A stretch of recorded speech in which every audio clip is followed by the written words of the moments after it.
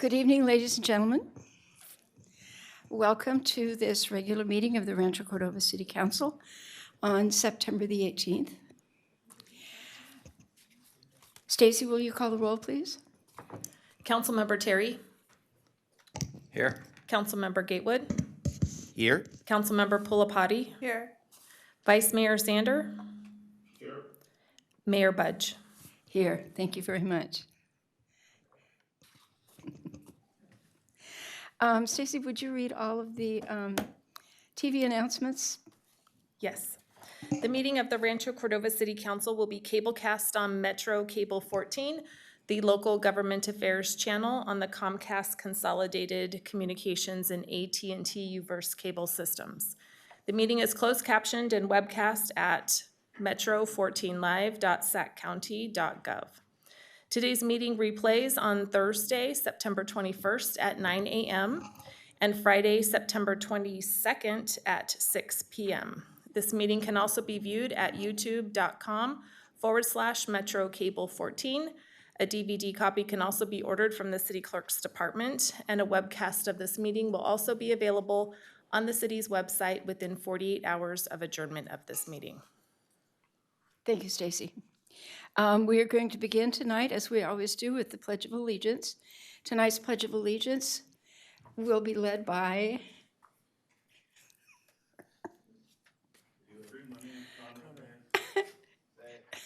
Conrad Mayor. Rancho Cordova of the Year, Conrad Mayor, absolutely.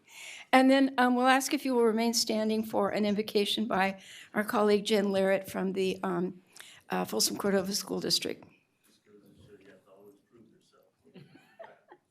Please join with me. I pledge allegiance to the flag of the United States of America and to the republic for which it stands, one nation, under God, indivisible, with liberty and justice for all. Jen, welcome. Dear Heavenly Father, we are grateful for this day, and we are grateful for the opportunity to gather together, and we are grateful for all those who serve in our communities and for the City Council and for the Mayor and all the staff that do what they can to provide the best that they can for the citizens of Rancho Cordova. And please bless us as we undertake heavy discussions this evening, that Thy Spirit might be with us, and that there will be a guiding hand in the decision-making process this evening. And take us through this day in safety, and we say these things in the name of Thy Son, Jesus Christ. Amen. Thank you, Jen. Please be seated. We have a presentation tonight, a very special presentation from Sacramento County. They're planning a large update for the Hazel Avenue Highway 50 interchange, and I'm assuming we do have people here for that. Yeah, Mayor Budge, council Oh, members. sorry, Edgar. No, thank you. Thank you for the cue. Edgar Medina, Public Works Department. You're right, we have a presentation to give an update on the US 50 Hazel Interchange Project, which is being led by the Sacramento County. With me tonight is Principal Engineer Melissa Wright and Senior Civil Engineer Tim Stevens to provide an update. Thank you. Welcome, everybody. All right, thank you. Good evening. As Edgar mentioned, my name is Melissa Wright. I'm the Principal Civil Engineer with Sacramento County's Department of Transportation. We're here tonight to talk about the US 50 Hazel Avenue Interchange Project. The goals tonight are to update the council on background of the project coordination and status of where we're at today, the project schedule, next steps that remain, and then also to receive any council input that you may have. The project will modify the existing interchange of Hazel Avenue at Highway 50. The limits on Hazel are between Gold Country Boulevard and Atlanta Street, and the limits on Highway 50 are from Hazel Avenue all the way east to Folsom Boulevard. Some of the key project features, there will be a new overhead connection to Aerojet Road crossing over Hazel Avenue from eastbound 50, so vehicles will exit eastbound onto the off-ramp from 50 onto Hazel, and then they'll take a separate little exit to the left, which will go over the overpass and onto Aerojet Road. There will also be grade separation of Hazel Avenue to the south over Folsom Boulevard and the rail tracks. We will be constructing what we call a jug handle that will connect Hazel Avenue south to Folsom Boulevard, and will also relocate the railroad crossing that's currently at Hazel and Folsom. Do you have any more detailed pictures of this? I do coming up, yes. Okay.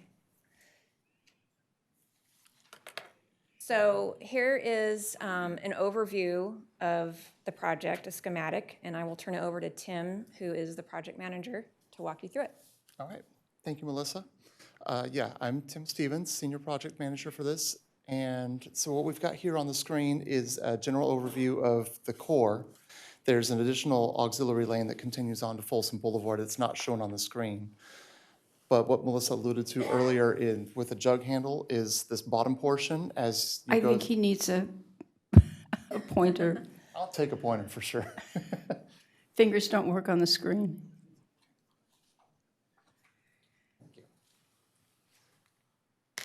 All right, so if everybody can see this, this green pointer, this is Folsom Boulevard. So as you're going southbound on Hazel, anybody who, since now we're going to be going over Folsom, anybody who wants to get back onto Folsom will turn on this future Atlanta Street and then come back to Folsom Boulevard. And so this is the piece that we call the jug handle. And then the portion that Melissa was talking about, which is an overhead crossing for Aerojet, this is the eastbound off-ramp. And so anybody wanting to go to Aerojet will stay to the left, go over, and then come back down and get off on the Aerojet exit.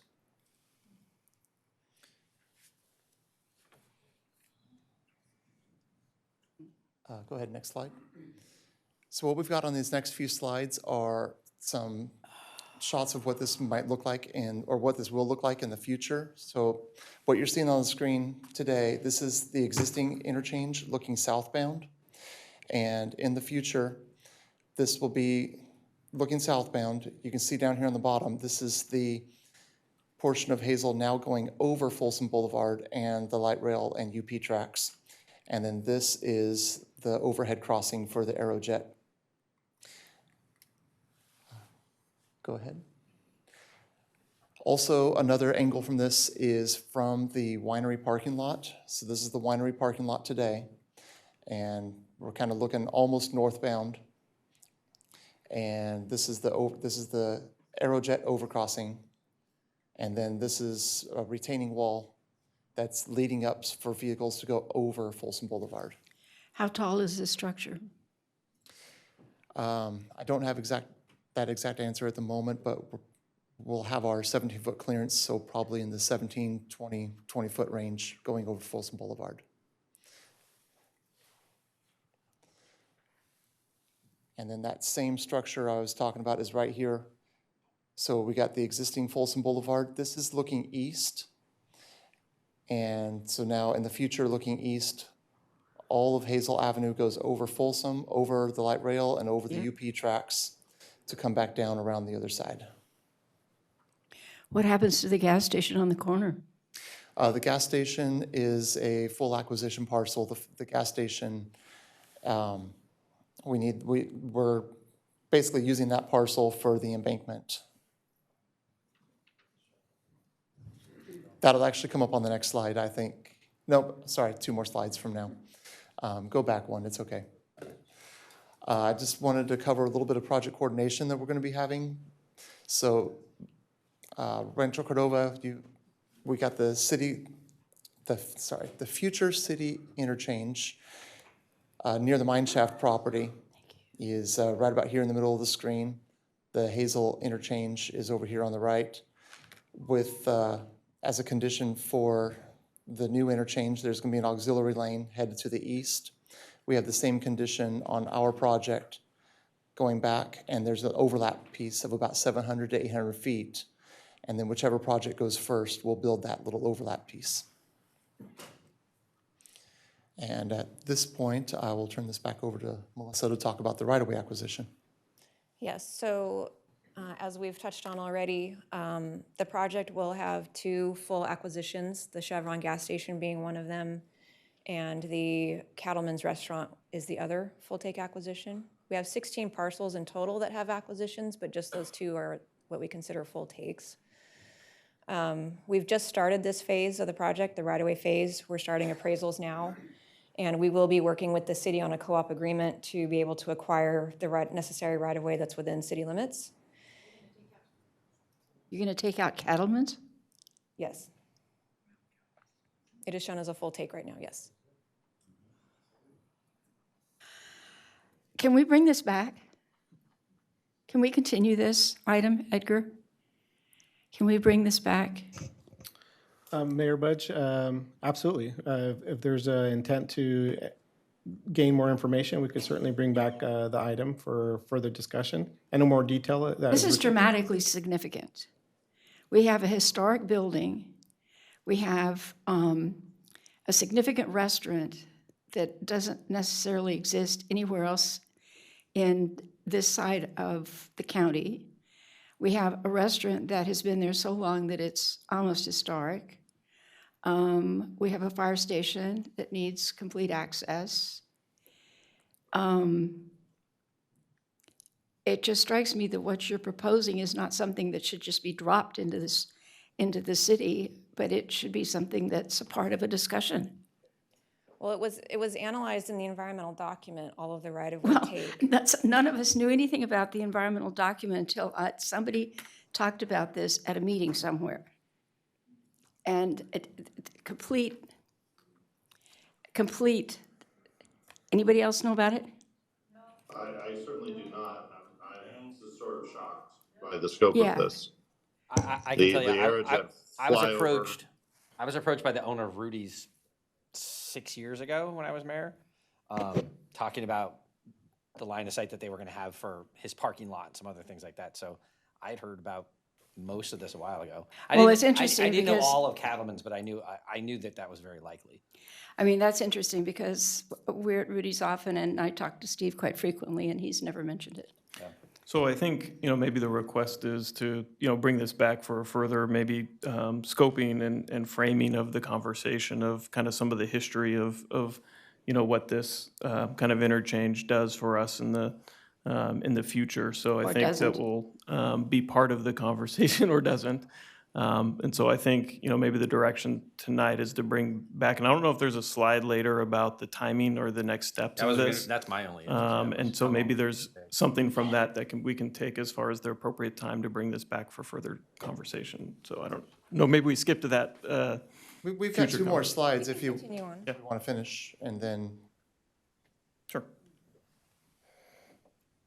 So regarding the project schedule, this is showing we did acquire environmental approval back in 2020. We're currently wrapping up preliminary engineering phase. And as we've mentioned, we've started the right-of-way acquisition phase with appraisals. And we hope to be starting final design later this year, early next year, with construction beginning in 2026 is what we're currently showing. Given the complexity of the project, it'll be a 2-season job, so it would be open to the public by the fall of 2027. And next slide. This is just a rendering of the final interchange. So the next steps, continuing on with design, the right-of-way portion, and continuing Caltrans and city coordination, and then receiving the council feedback. We've heard from Donald, Garrett, or Siri. Any comments? The only thing I have is when you do come back, will you give alternate solutions to some of these where we have issues with? Unfortunately, the design alternative has been chosen with the environmental document process, so this is the final design we'll be doing. Is there a city approval required for this construction within our section of the interchange? I'd have to research that, I think, and can talk about that more when we come back. I mean, if it's in It the seems city, like city boundary would be down the middle of Hazel. I think that we would have to be doing a co-op agreement with the city to acquire right-of-way within the city. So if we were at impasse with that agreement, I don't know what would happen as far as the right-of-way takes. I'd have to check on that. Okay, we can take questions from us offline, I guess, but the one I'll just make publicly is I really don't understand this Aerojet Road access construction part. That doesn't make much sense to me. I think it Flying was, over Folsom we didn't Boulevard is a want little to, scary as well. I'm sorry. So the Aerojet overcrossing that's being built right now, it's part of what we call the weave. So vehicles that are trying to access eastbound 50 right now weave, and with the number of vehicles that are going to be projected for the future, there's not enough room for this weave operation. So in order to accommodate the vehicles that are going to be entering US 50, the vehicles that are going to be using the Aerojet off-ramp are being pulled off back here and pulled out of the way so that there's no conflict with these vehicles coming onto the highway. So there's only 300 people who work at Aerojet now. What traffic counts did you use back in 2020 or 2019 when the EIR was written? We'd have to pull the traffic study that was done for that. I believe, I wasn't involved at that time like I am now, and we can check on that. But I believe the theory was, since there's an off-ramp for Aerojet now, we didn't want to take that away. And so this is a way to keep access to the Aerojet. But the off-ramp for Aerojet now does not take out Cattleman's Restaurant. It does not, but as far as safety concerns for future traffic volumes, we wanted to eliminate conflicting movements between on-ramp vehicles coming from Hazel and the off-ramp. The increase in traffic is from the future development down here on the Aerojet property. And I So believe let the me ask a Aerojet- question, Linda. What do we do, what best practices, since I haven't ever seen us knock down a restaurant that's active? Me neither.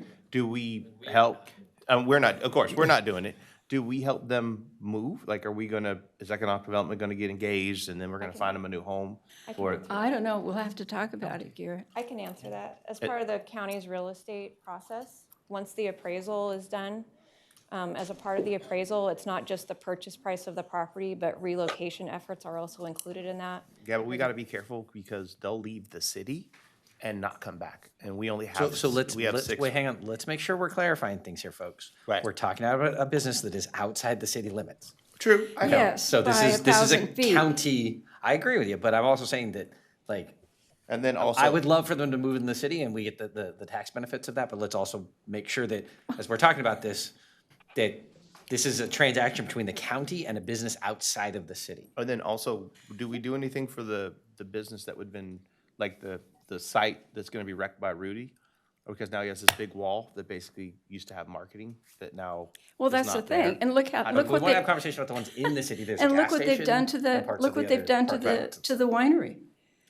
Right, I mean, what you see, the top little curve on the winery, right, so how do we, and we may totally need this overpass because looks like it was done in the 20s, but how do we now move our businesses to make sure we protect them? Because That's what we're gonna I don't talk want to about. lose Rudy's and have it close. No. I don't know where we're going to put the new gasoline station because that was cool because that was supposed to be one of our connections. It's now gone.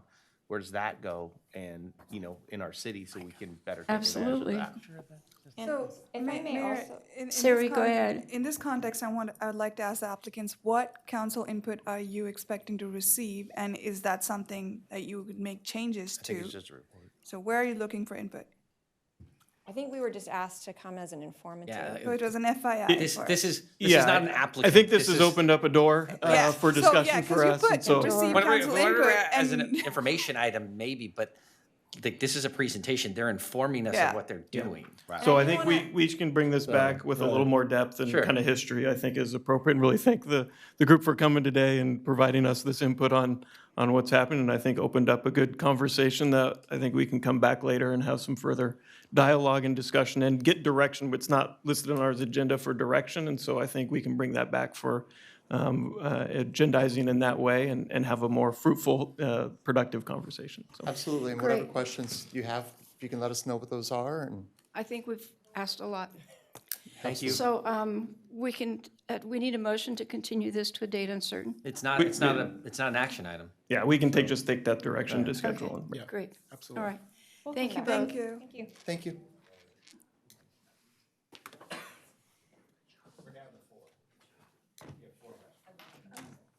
Yeah. After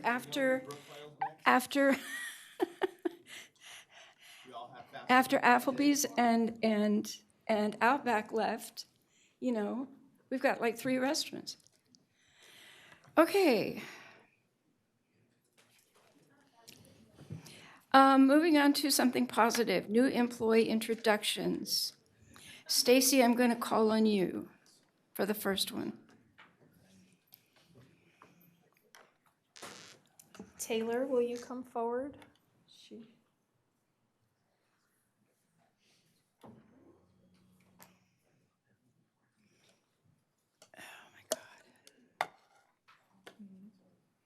I am here to recognize Taylor Muldrow as our one of our newest customer service representatives at the city of Rancho Cordova.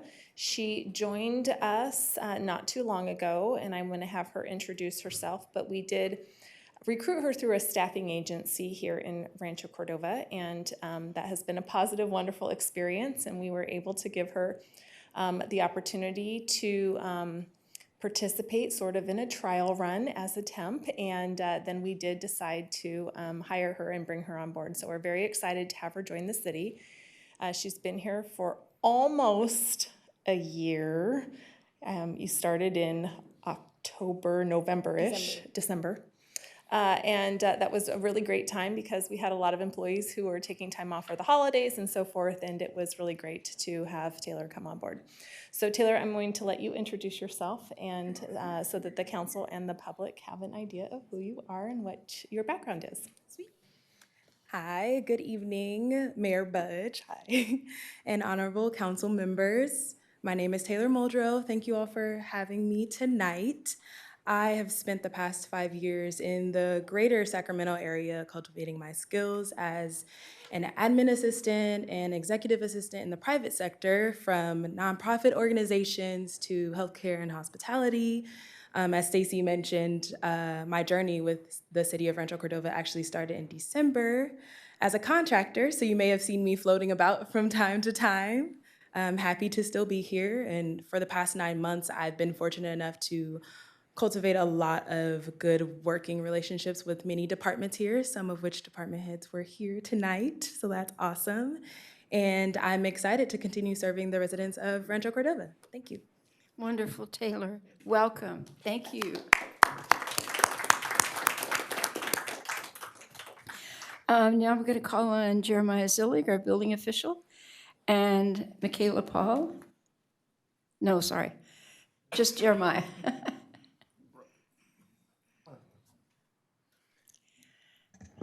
Hello, everybody. Just wanted to introduce Brooke Lindquist. She's one of our newest additions here at the city in the building department, serving as a building permit technician, which can be a really challenging job. She worked for us as a consultant for about 6 months, and we're hoping she would come on board because she was a great team fit. She has a bachelor's degree in environmental studies, super talented. Like I said, a great team fit, industrious, hardworking. I never see her stop. It's amazing.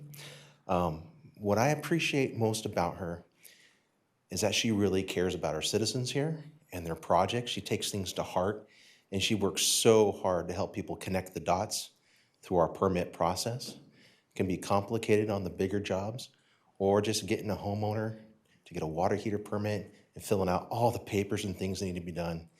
But she really cares about people and how she works with people. It was a great fit, and we're glad she's on our team. So I want to introduce Brooke Lindquist to you. Wonderful. Welcome, Brooke. Hi, everyone.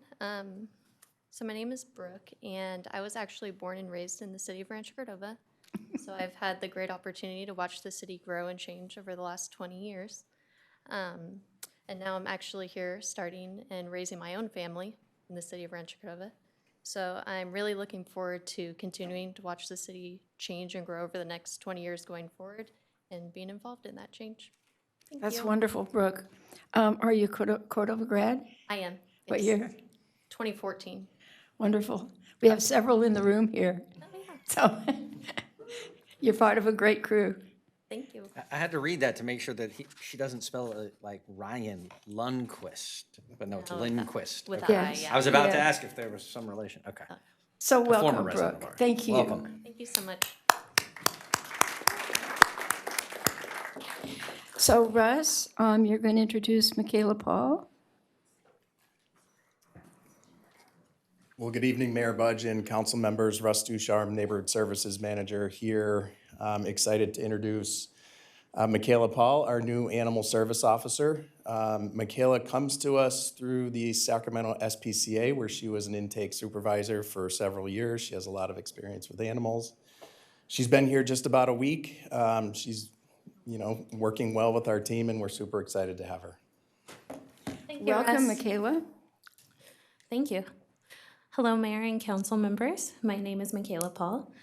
Animal welfare has been a passion of mine for a long time, and this has been a goal of mine for a long time as an animal services officer.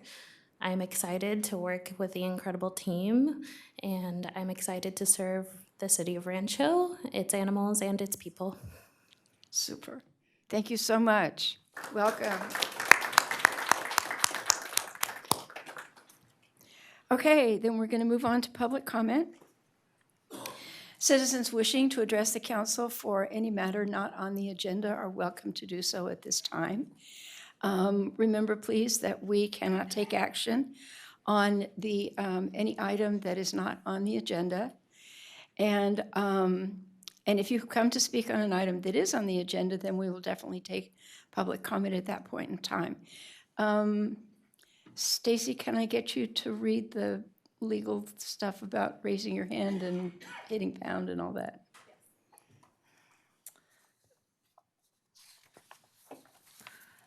Citizens wishing to address the council for any item not on the agenda may do so at this time via teleconference or by completing a speaker card, which is in back of the council chambers. If you want to make a public comment via teleconference, please use the raise hand feature at the bottom of the screen. If you are participating by telephone and you would like to make a public comment, please press *9 to raise your hand. For those who are participating by Zoom or telephone, please wait for the city clerk to call upon you. And for items that are on the agenda, speakers will be called by the mayor at the point on the agenda when the item will be heard. Speakers are encouraged to keep their comments to 3 minutes or less and to please state your name.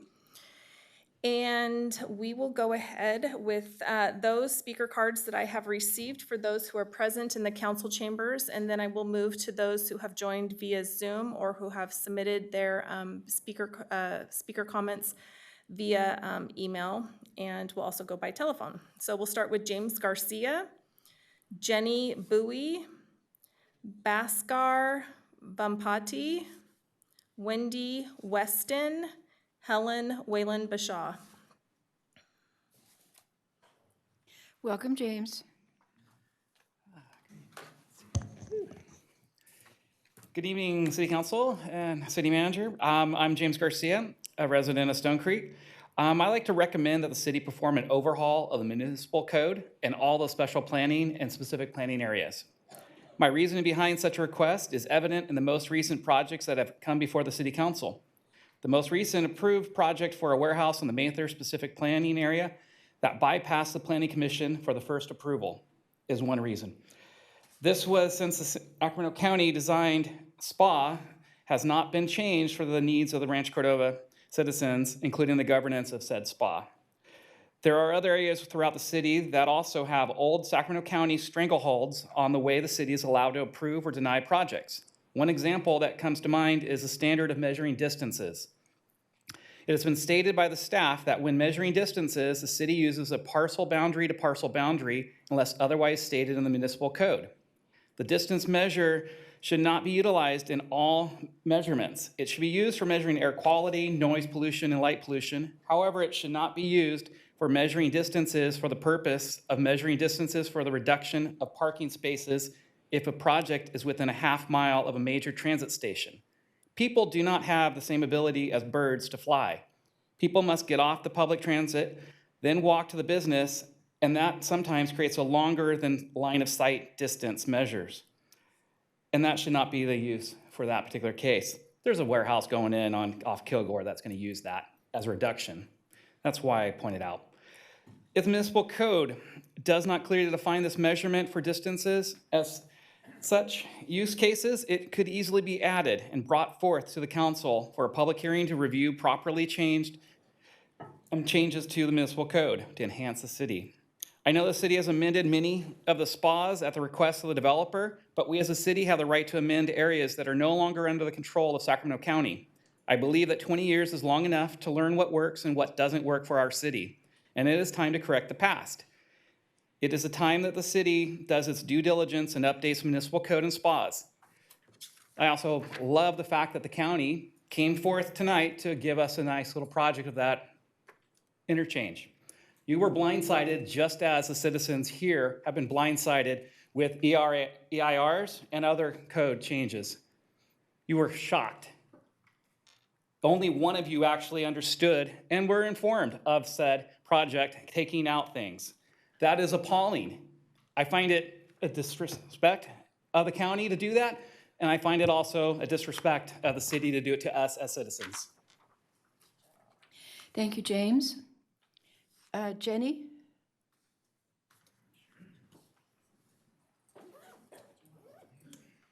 Welcome, Jenny.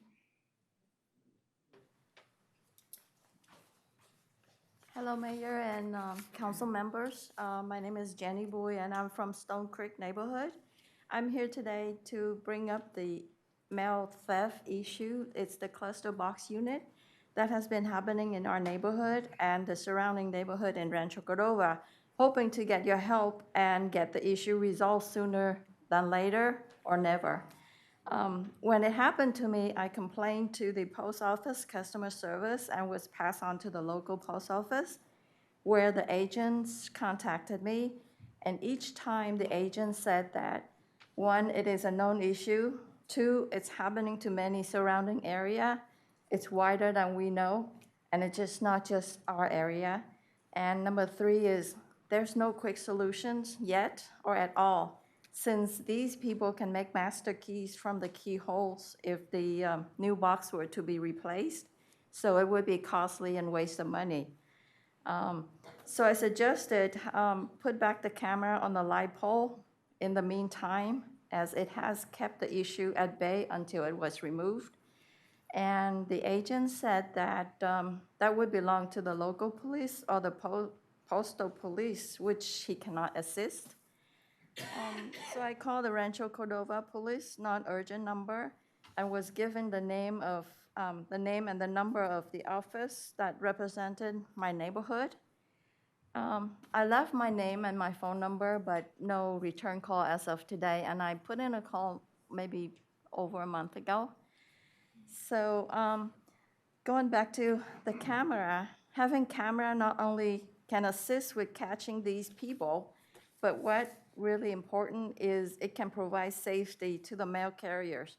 If you think about it, eventually these people will move on to the bigger and better things like hitting the postal vehicle, since the carrier are usually alone at the mailboxes, these cluster mailboxes. And why did I mention that? Because the news is good at keeping public informed, but it also provides opportunity for copycats. So I have seen a few incidents, if you may have as well, that they have hit these mailbox carrier. So also, last but not least, in AAA magazine, it has an article about keeping our identity safe, but then how can we, if our mail gets stolen? I have that experience. My document was stolen, so my identity are out there now. What can I do? Nothing. I'm just gonna have to wait. So, thank you. Thank you, Jenny. So, yeah, I was gonna say, Micah, do you wanna have So somebody from just staff to follow make up with her? sure if we have her contact information on the speaker card, that we can have the police department reach out and have a conversation. It's a very difficult issue. General, a person Many of us have named experienced as well. Bhaskar? Happened to us last year. Welcome. Good evening, City Council, City Manager, staff, and community. My name is Bhaskar Mempati. I'm the President of Suvidha International Foundation.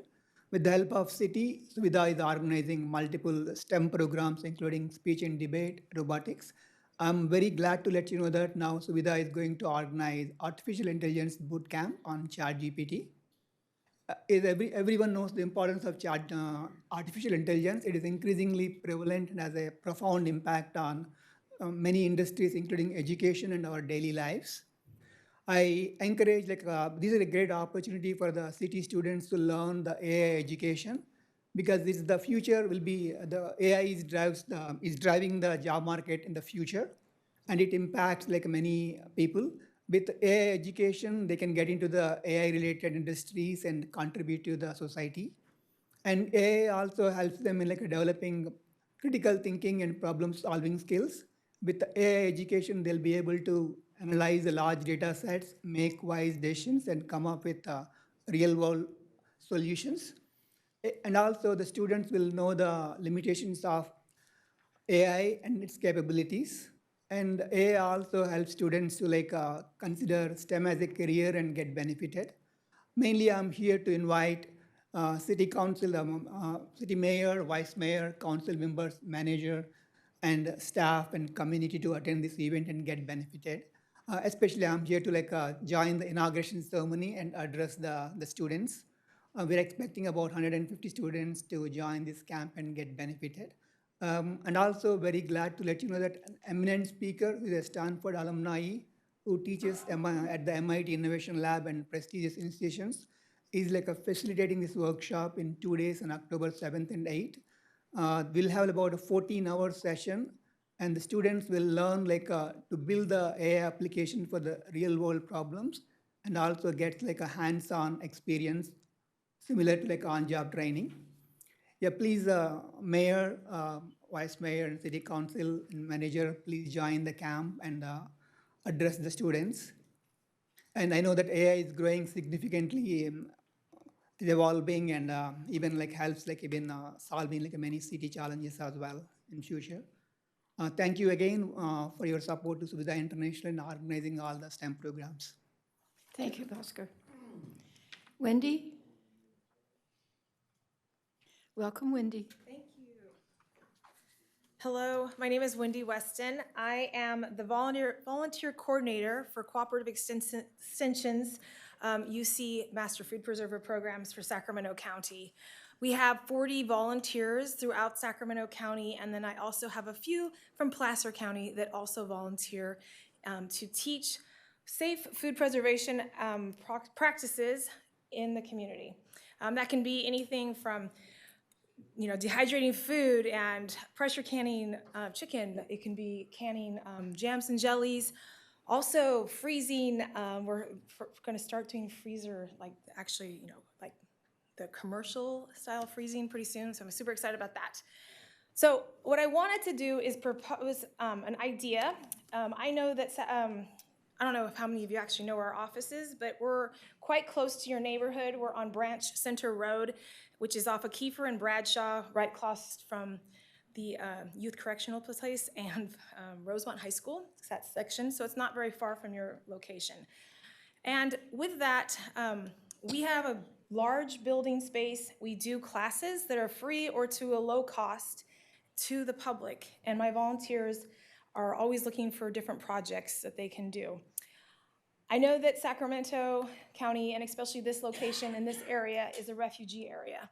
And one of my other jobs is I'm a substitute teacher for Cordova High School primarily, and I get to work with lots of those different young adults that are coming into our community. One of the questions I've been asked is there a program to help the refugees on how to use their freezers? I get a lot of food coming from different food banks. They don't know not necessarily the food that may have been part of their community before, and how do we actually get that so that they can use it for the longer time frame. So my volunteers, that's something that they actually can do. If we could, and we can come to you, or they could come to our building, and we could do a free or to no cost or low cost classes for them. Some could be hands-on, or we could do them in or a demonstration. And so I wanted to just put that out there, because I know that oftentimes people don't realize that we're here for the community, and they don't really know, where do I go? And so I was kind of wanting to put that bug in your ear. I have some business cards that would get you my contact information at the Cooperative Extension Office, which I can give to Stacy. I also have a copy of our schedule, both virtual classes and in person. So for example, this Wednesday, our class is already sold out, but we're teaching 40 people how to make homemade pasta, frozen pesto, and canned tomatoes in a 4-hour class, and they will take home all of those pieces. And then that way they have a complete meal. They know how to do that safely at their home. So I have that scheduled for you. And then in October, we are doing a dehydrated meals class where people can come in, we'll talk about dehydration, and then there's actual project they'll take home with them. So. Wonderful, Wendy, that's very exciting. Yeah.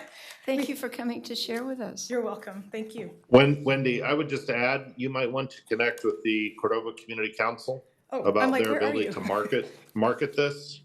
They probably have the best list in town, and they're always looking for things that enhance our community. You said So you Cordova might have to become a Community member. Council? Cordova Community Council. Okay. It's our nonprofit partner. You're at the edge of our community, but you kind of fall under that umbrella because we think big. Yes. But we might want to promote your program, I would guess. That would be great, yeah. And find partnerships. The Cordova Community Council, for example, coordinates the Faith Council in Rancho Cordova. They do a lot of refugee and homeless assistance. So on that refugee side, and if Jennifer Laird is still in the room, she's actively engaged in that as well. I know So her I really think well. there's opportunity for cooperation here. Okay, thank you, I love it. David's their board chair, but if you walk, they're not open right now, but if you walk out that door, they're the first door on your left. Okay, perfect. Oh, Right there's over probably there. staff at work right now, but yeah, let's. Yeah. Okay, thank you, I love it, thanks so much. Super, Wendy, thank you. Helen. Welcome, Helen. Hi. I'm Helen Wellen Bashaw. I live over in the Tiffany area. I've got to say that 5.1 presentation was a eye-opener. The best design I've ever seen for an interchange. I have to travel down when I volunteer at the Automobile Museum on that interchange that does the 5 and 80, which is a nightmare, especially now. This interchange is so well thought out. First I thought the city was taken, wasn't aware of this, but in 2018, when the EIR was brought out, Linda, you were the mayor at the time, then Mr. McGarvey was the mayor in 2019. So I don't understand how these little things fell by the wayside. I'm a little concerned that we seem to be concerned about businesses that aren't in Rancho Cordova. What are we going to do for them? To me, that's not really, my concern on that one. I think this interchange with eminent domain is a solid, positive thing. It avoids potential safety hazards, and it is, to me, one of the most thought-out projects I've seen come to light. So much for that one. Next, my pet peeve is we are having the Family Fall Fest again this year, third time having it, our group. It is on October 1st from 12 to 4. We are having everything from live music, educational speakers, arts and crafts, puppet show, live birds, nature walk, local history. It's a fun way and it's free for that. It's a fun way for families to entertain their children, and if they do the one game, they can win prizes. They spin a tub and pull out a prize on that one. The one thing I am concerned about that I really was going to talk about, but I don't have much time to talk about it, is over the years, and just recently, I'm finding out that I feel there's some conflict of interest going on here. We paid off Elliott for some land, and that all expired. I'm sorry to say, Elliott entered a deal with the county in 2002, and expired in 2018, so now they're crying foul, and we bought them off, we bought the land. To me, that's a conflict of interest. It appears we're in bed with Elliott. Thank you. Thank you, Helen. Anybody else? Brenda I Guston. actually have sort of a comment for Helen or a question. We heard an item previously about a postal service security matter. You're a former postal service administrator. I don't want to really ask you a question here, but I think, as a community, we come together to help each other out. You may have expertise here for us. So I would just sort of ask you, yes or no, can you help with that? Yes, Okay, excellent. I can help you. I'm well aware of theft of mail. I was a high-level Okay. manager. Thank you, Helen. Thank you very much. Brenda. Welcome, Brenda.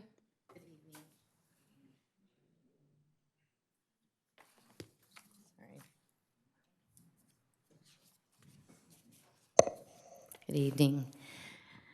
It is my understanding, based on the public comments at the Special Planning Commission meeting by Honorable Mayor Budge and Vice Mayor Sander, that the City Council intends to address the situation arising from Planning Commissioner Diaz's August 9th analysis of the Planning Commission, City Council, and City staff processes. Commissioner Frechette expressed his belief that some members of the public who spoke on behalf of Commissioner Diaz at the August 30th meeting may have been confused. However, it is clear, both from my own observation and the perspectives of others, that the confusion stemmed from the commissioners themselves during their meeting on August 23rd. During that meeting, they voted in the absence of both Commissioner Diaz and Conda Crindy to hold a special planning commission meeting for a vote of no confidence in Commissioner Diaz. I encourage you to watch the video footage of this meeting for a better understanding. Vice Mayor Sander publicly addressed their unanimous 5-0 vote. It's worth noting that had the discussion of the analysis as agreed upon during the August 9th commission meeting taken place after Commissioner Diaz's return, perhaps this debacle of process could have been avoided. Given the current situation, I kindly request that the City Council honor Mayor and Vice Mayor's public comments from August 30th meeting and include this matter on your agenda for the sake of transparency. Their comments effectively silenced all open discussions among the planning commissioners and the attending public. I understand that Commissioner Frechette's primary intention in calling this meeting was to enable an open discussion of Mr. Diaz's analysis among the commissioners without violating the Brown Act's conditions. I would appreciate being informed of when this situation will be placed on your agenda. It's important to note that Mr. Diaz's resignation marks the beginning of a process similar to his comprehensive analysis of the city's processes. Thank you for your anticipated commitment to transparency and action in this matter. Thank you, Brenda. Anybody else? Yes, we have Lupe Hernandez. Lupe? Lupe, I have a handheld mic, so I'm going to bring it to you. Yeah, I promise it does work this time. I'm coming to the podium. Okay.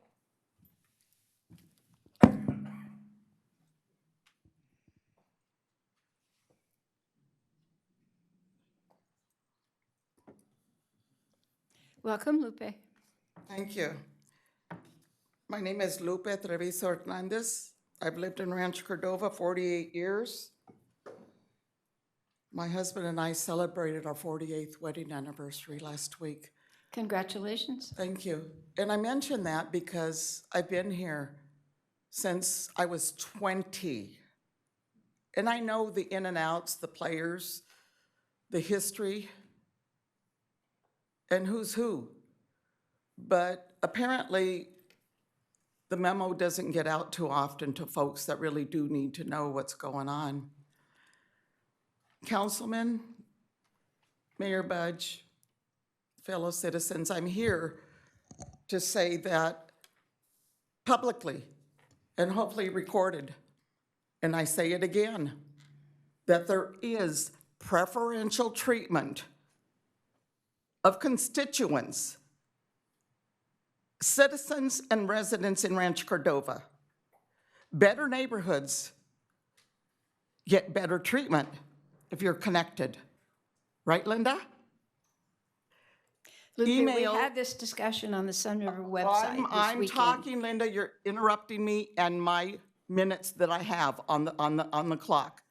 And because of last year's, this is a public comment participation, and I'm afforded my time to say what I want, whether it's on the agenda or not. Code enforcement picks and chooses what they want to do in the city of Rancho Cordova. For years, for 20 years that I've lived on Tuscan River Drive, being the president of Tuscan River Drive, okay? I'll give myself a title. Besides an outspoken citizen that has been here and participated in civic participation, I bring to your attention that code enforcement does drop and run when they do a citation to neighbors. They don't do a knock and talk like they should. What happens is that when a citizen in a better neighborhood gets a citation, they call up or they write an email to the entire, they blast it on email so the entire neighborhood knows what's going on. And then it becomes a bullying session because I know what I'm talking about. And what happens is that I'm bullied online by friends of people that we've elected. So what's happened is that collectively, outreach, whether it be the city of Rancho Cordova, the park district, the school district, they do great outreach. But when it comes to city of Rancho Cordova, educating the community, the residents of how things need to be done, it doesn't get done. The memo doesn't get out. So when I called for 20 years of the property management that was handling the property of a rental next door to me, it fell on deaf ears. Nothing ever happened over the 6 or 7 tenants that lived there until I finally had to call the property management and told them that these things are not going to be resolved unless I sue them. So what they did is that they gave what do you call it when they give the tenant to move? Eviction notice. They gave these people an eviction notice. I haven't been a tenant in 45 years, okay? 48, 47 actually. So what they did is they evicted my friends that live next door, and they called too and didn't get any action. So what happens? The property management and the owner put the house on sale. They put it for sale because they didn't want to deal with it anymore. Not once did I ever see code enforcement visit that home while it was a rental, and I called at least every time there was a problem. And I can tell you that was over a dozen times, over 24 times, over 3 dozen times in a 20-year period. I call that preferential treatment. Please wrap up your comments. I'll wrap it up because I have an extra minute from last time, okay? Because the microphone didn't frickin' work. It did not work for me, and so my voice was censored. My voice wasn't heard. And I say this because today I have a voice. And I'm telling you that Folsom Cordova Unified School District, the Park District, they all did a wonderful job in doing what they do voluntarily, districting, and it was done. And so now citizens as a whole, what they're doing is they're miscommunicating to other citizens that this districting is to split the school district. How's that for your apples? So I'm having it play interference for you all. Thank you. Thank you, Lupe. Anybody else? I'm going to go to Zoom, and I don't see any hands that are raised. And I may have another speaker card for not this item. David, none of this is for this item, general public comment, correct? No, Okay. it's for the item 10. 10, okay. let's see. I do not have, I'm looking to see if I have lots of paper over here.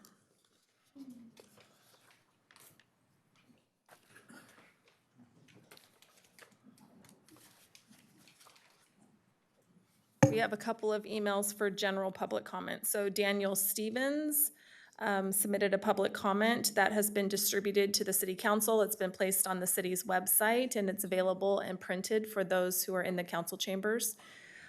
James Garcia as well. So Daniel Stevens and James Garcia submitted regular public comment. And Mayor Budge, there's still no hands that are raised in Zoom to speak under general public comment.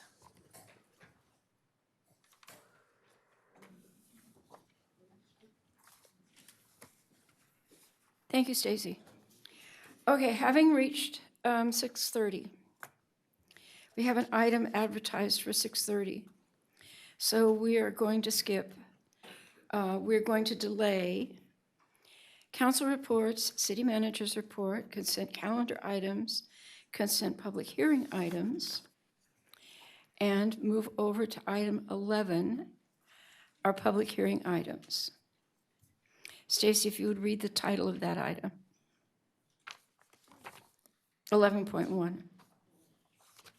The title for 11.1 is a public hearing on draft boundary maps of council districts and a first reading of an ordinance providing for the election of council members by 5 districts and establishing the boundaries and election order of each district. Before we start this item, Mayor Budge, I would like to invite our translators to come forward to introduce themselves at the podium.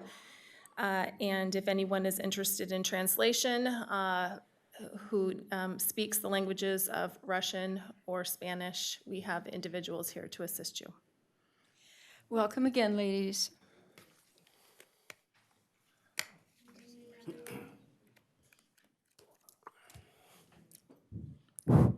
Good evening, everyone. I'm Tatiana Bondarchuk, a Russian and Ukrainian interpreter. If you need help, please come to table over there. Здравствуйте, меня зовут Татьяна Бондарчук. Я переводчик на украинский и русский язык. Если вам нужен перевод, подойдите к тому столу, пожалуйста. Очень приятно. Buenas tardes, señora alcaldesa, concejales. My name is Maria. I'm a Spanish interpreter from Language World Services, which, by the way, is a business located right here in Rancho, Cordova. May I introduce myself to the public, please? Me llamo María, soy intérprete de español y cualquier persona que necesite de nuestra ayuda, estamos en la mesa del fondo para ayudarles. Gracias. Bienvenido, Maria. Gracias. Thank you, ladies. Okay, so we're going to turn this over to the consultant for presentation. I'm going to kick it off first, if that's okay. Stacy Leitner, City Clerk. And we have our consulting team here joining us. So I'd like to just provide a little bit of background information for everyone who might be joining us for the first time or is joining us subsequently for several times that we've talked about this districting item. So as background information, the City Council was elected under an at-large election system whereby council members are elected by voters of the entire city. On June 7th, 2023, a letter from Attorney Scott J. Rafferty asserted that the at-large election system violates the California Voting Rights Act and threatened litigation if the city declined to voluntarily convert to the district-based elections. District-based elections is a method of electing the members to the City Council in which the candidate must reside within an election district and is elected only by those voters who are residing within that election district. As required by the California Elections Code, there is a process for this transition that includes a series of public hearings, community forums, and public outreach. Since receiving the letter from Attorney Scott J. Rafferty, the council has met in one closed session related to this topic. The city has held 3 public hearings. Tonight is our 4th. We've held 2 community forums, and we have done quite a bit of public outreach to gather input from the public to discuss this topic. The city has also printed materials. We have created social media posts, and we have frequently updated our website. At the last public hearing on August 29th of 2023, the council gave direction to staff and our consulting team to narrow down the list of draft maps that we have received to create a subset of focus maps. And since that time, the city has also received a few additional new and/or revised maps before the last deadline to be able to submit the maps. In tonight's city council meeting, it is recommended that the city conduct this public hearing and be able to receive public comment related to districting. It's also recommended that the city vote to designate a preferred map, designate the sequence and preferred election year for each district to be included in the proposed ordinance. And based upon previous council direction, it's proposed that the city waive the first reading and introduce the proposed ordinance, establish 5 districts for election of 5 city council members, which will continue the practice of the city council to annually appoint a member of the city council to serve as mayor for 1 year and amend and add any additional new sections to the Rancho Cordova Municipal Code as outlined in the council agenda packet for this item. I'm now going to turn it over to our consultants, Doug Yoakum and Doug Johnson from NDC, and they have a presentation prepared and will share some information with us. Welcome, gentlemen.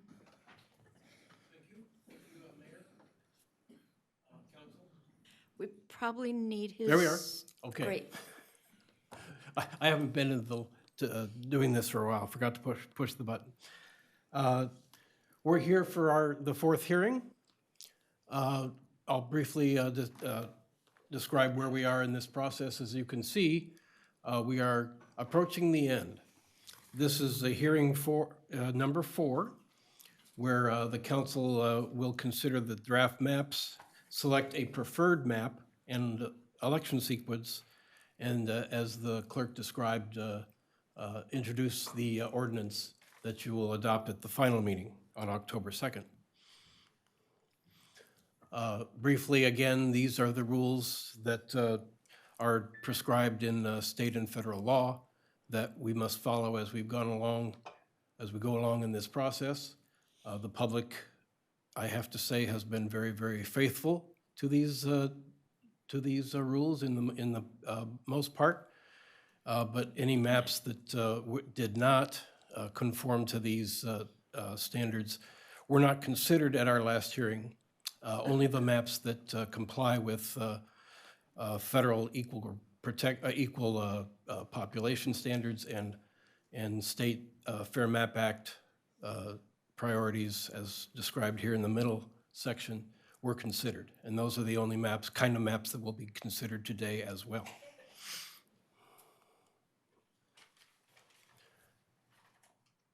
A quick summary of what happened at the last hearing.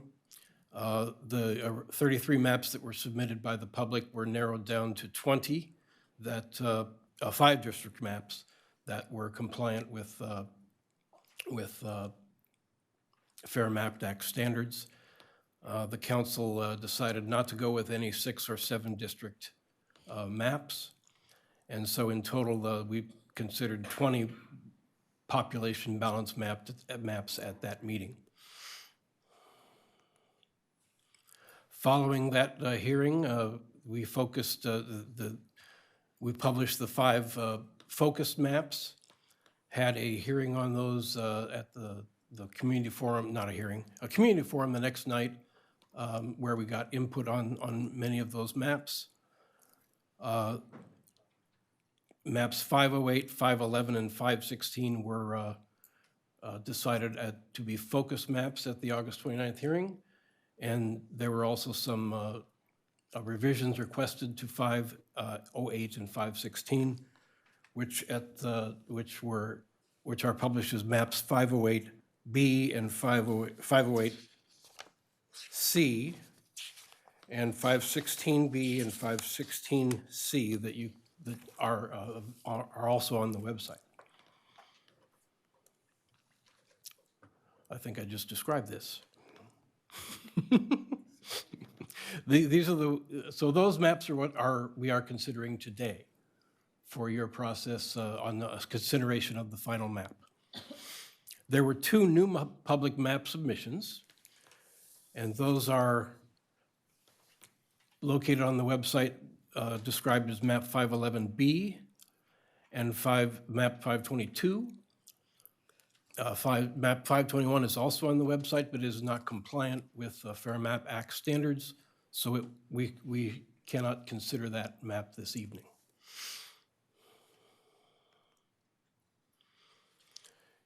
This is a display of the maps 508B and 508C. These are focus maps as directed to be revised by the council at the last meeting. Map 508B is map 508 submitted by the public with the undeveloped area north of Douglas moved into District 4.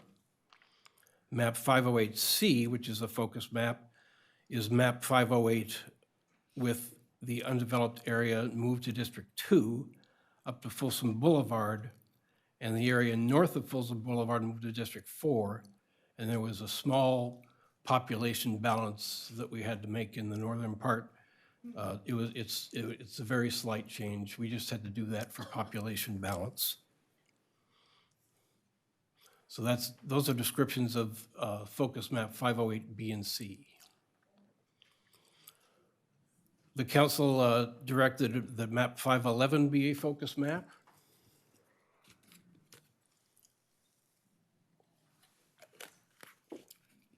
That is seen here on the left-hand side as submitted by a member of the public.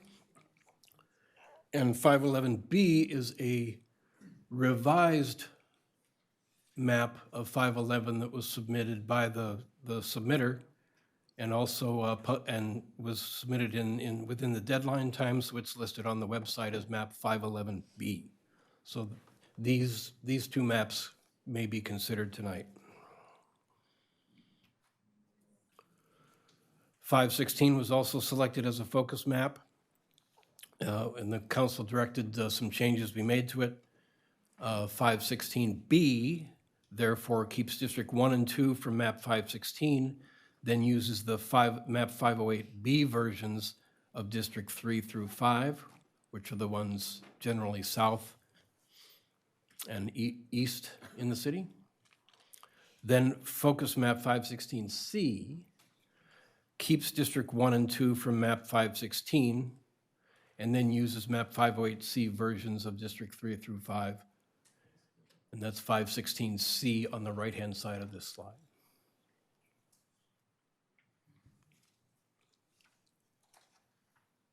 Map 522 is a map that was submitted after the hearing, but before the deadline for publishing maps for this hearing. It was submitted by a member of the public, and I believe he also submitted justifications for his district via email. Districts, I should say.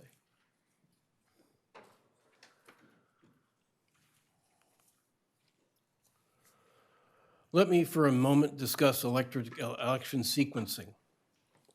It's an important consideration that you must make at the end of your process today, which designates which districts will be elected in which election years. The number of seats per election for the city of Rancho Cordova does not change. You have 3 seats up in 2024 and 2 seats in 2026.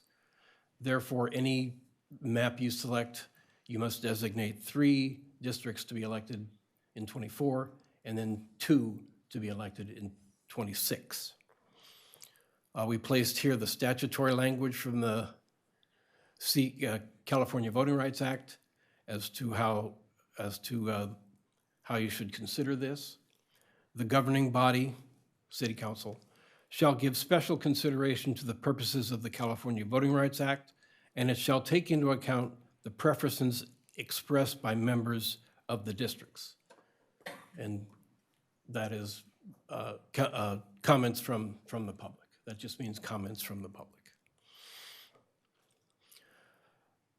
Here's the standard practice that most city councils follow.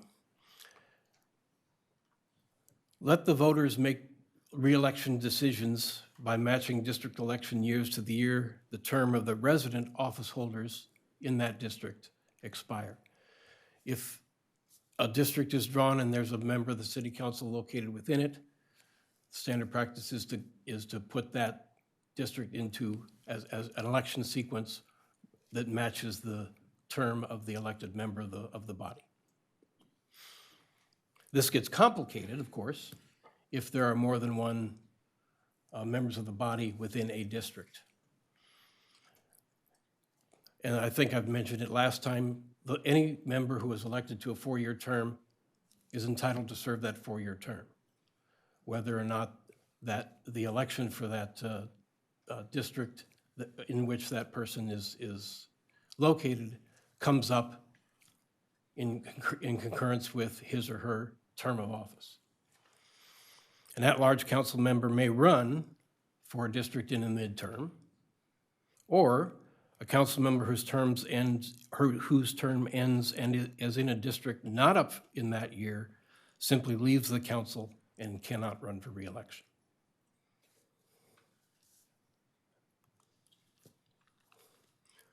As I said, we have 3 and 24, 2 and 26. That's the decision you will place on these districts at the end of the process. All focus maps and both new maps have council members Gatewood, Pulapati, and Terry in one district. All focus maps and all new maps submitted. I want to emphasize that. The simple part is that we respect the voters' wishes and authority, assign the districts with Councilmember Sanders to 24 and Councilmember Budge to 26. That's the easy part. The complicated part is assigning 2 other districts to 2024 and one other district to 2026. The maps that we just showed posts each map includes the proposed election sequencing for that map, and it is only proposed. It is not our decision to make. That is a decision that the council gets to make. So at this point, we suggest you open your public hearing so we can hear from the public as to their preferences as far as maps, focus maps, as far as personal preferences for sequencing. Then we request that you make a decision on a preferred map. And of course, that is a roll call vote. And then you make a decision on a sequencing for that preferred map with a separate roll call vote. And then your staff will assist you in introducing your ordinance and moving to that issue through a roll call vote as well. So that's our presentation. Glad to answer any questions. And my name is Doug Yoakum. This is Doug Johnson. This is the Doug and Doug team from NDC. Doug is the president of our company and has a lot more experience in this than I do, helping cities and counties and special districts and school districts get through this process. So thank you very much for allowing us to do this presentation. Thank you, Doug 1. Are there any other comments from Doug 2? Nothing much to add, just one typo. On the PDFs for 508B and C, they say in the sequencing section, it says District 2, Budge, or the other one. It should say and the other one. As Doug Yoakum mentioned, there need to be 2 seats up that year. So it's just 508B and C. After where it has Mayor Budge in parentheses, it should be and the other one of those 2, not or. Got it, thank you. Okay then, questions for the 2 Dougs? Donald or Garrett or Siri or David? Okay, hearing none, we're going to open the public hearing and ask Stacy to call the speakers. We'll start with Conrad Mayer. Following Conrad, Faiza Mogul, Ray Savorn, Greg Meilenberg, Madeline Sanderson, Jen Larrett, Scott Rafferty, Lupe Hernandez, Deanna Burdick, Helen Whalen Bashaw, and James Garcia. And then I will go to Zoom and telephone and email. Okay, Conrad, welcome. Welcome again. First. The real First. Conrad, sorry. Good evening, Mayor and Council. I'm Conrad Mayer, resident of 56 years in this wonderful community, and a homeowner in 4 different communities of our city. Cordova Villa, Cordova Town, Lincoln Village, Bradshaw Ranch, Cordova Lane, Briarwood, Mitchell, areas all easily identifiable by the large streets, freeways, or natural boundaries. I have watched over the years our park district boundaries that don't make sense affect the quality of life in many different communities in Rancho Cordova. I have seen and am currently feeling the pain of our current school district boundaries. How about Elk Grove? That massive school district and the effects it's had on our kids and families in Anatolia. School resource officers having to travel out of the Elk Grove area to Anatolia for anything involving school. Ridiculous. I am proud of the process our city has made, or proud of the process and the direction that our city has made and is headed. I am grateful for all of you as leaders of our city for these past 20 years. I do understand the purpose and the need for this new council district. Moving forward, I trust you will keep boundaries consistent with large streets, intersections, freeways, and other natural boundaries that make sense to our entire community, not the questionable boundaries we have in place that don't make sense like some of our other neighboring cities. Simple to understand council districts that make sense for years to come.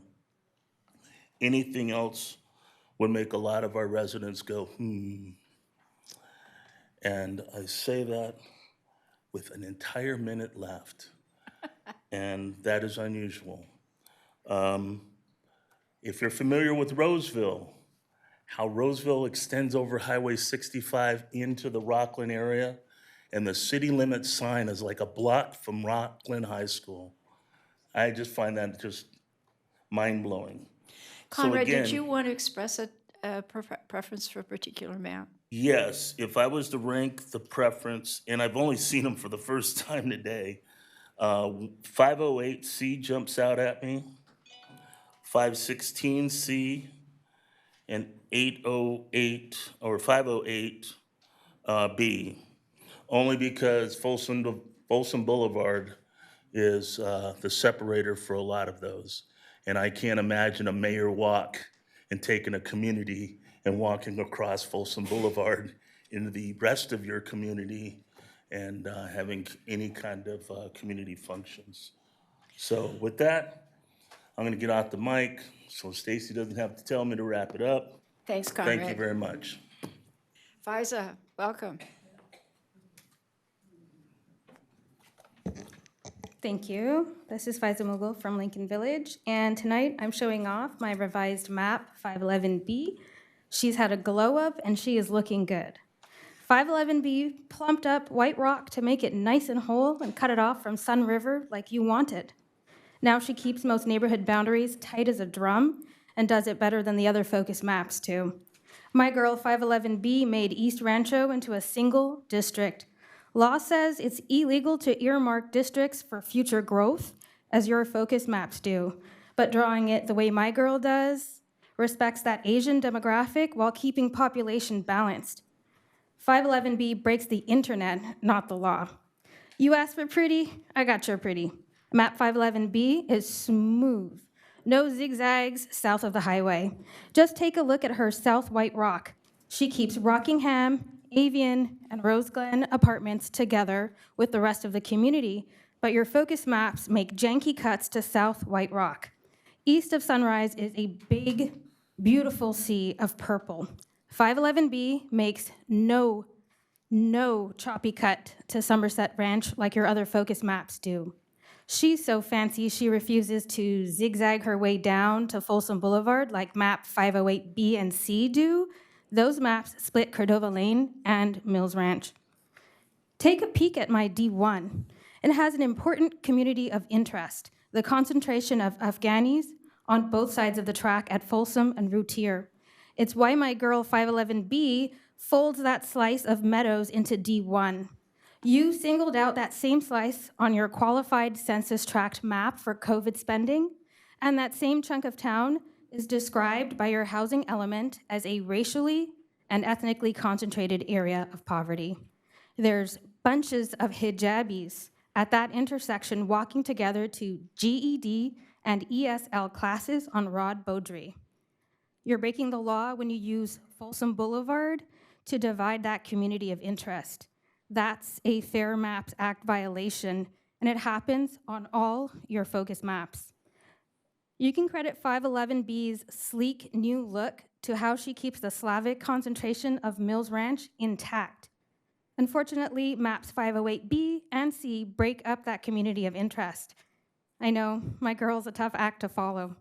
She really tried, but no matter how she cut it, 511B couldn't use Folsom as a boundary in the center of Old Rancho without diluting the Latino and Black population, a big no-no. Her D5 is firm and robust in its protected class numbers, and she achieves that look by throwing out the stale idea that Folsom Boulevard should always be the boundary. I guess your other focus maps didn't get that memo. 511B has 76 signatures of support, which have been submitted. Thank you. Thank you, Faiza. Ray? I think Ray was next. Yes. Ray or Greg? Ray. Greg. Ray Savorn. Greg with a G. You're No, next. Ray Savorn with an R. You're Ray's next. supposed to be here? Yes. You're next, Greg.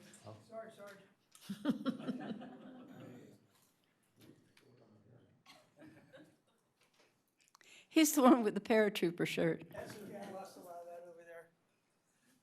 Hi. Welcome, Ray. It's good to see some gray beards on this side and all the rookies over here. Last time I was here about 15 years ago, I sat where Dr. Sandra is supposed to sit as chairman for the Planning Commission. To the maps. Conrad used to be a student when he was a little younger. What was Rancho was always Folsom Boulevard. And for those of you who are new to our district, the freeway didn't open until 1975. So prior to 1975, people bought homes where they bought homes for any number of reasons. And Rancho Cordova was designed where each community had parks and casitas or swimming pools and things for the communities. Now, since that time, some of those have disappeared for any number of reasons. Now, as I look at these maps, I'm looking at, well, this is, maybe Conrad would agree with me, this looks like old Rancho 15 or 516 Bravo and 516 Charlie. That's old Rancho Cordova. Because Zone 4, that never existed except if you were in a high school and you want to go down and party or ride your BMX bikes, you know, back to the rock piles. And the integrity of 516 Charlie or 516 Bravo, that was old Rancho.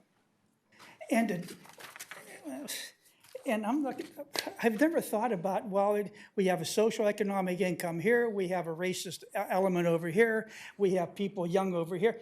No, Rancho was Rancho, and you bought in Rancho, and you lived in Rancho where you wanted to. Because this high school was closer, there was only one high school. And if you take a look at these maps, most of the middle schools were on 516 Bravo and 516 Charlie, because there's nothing else.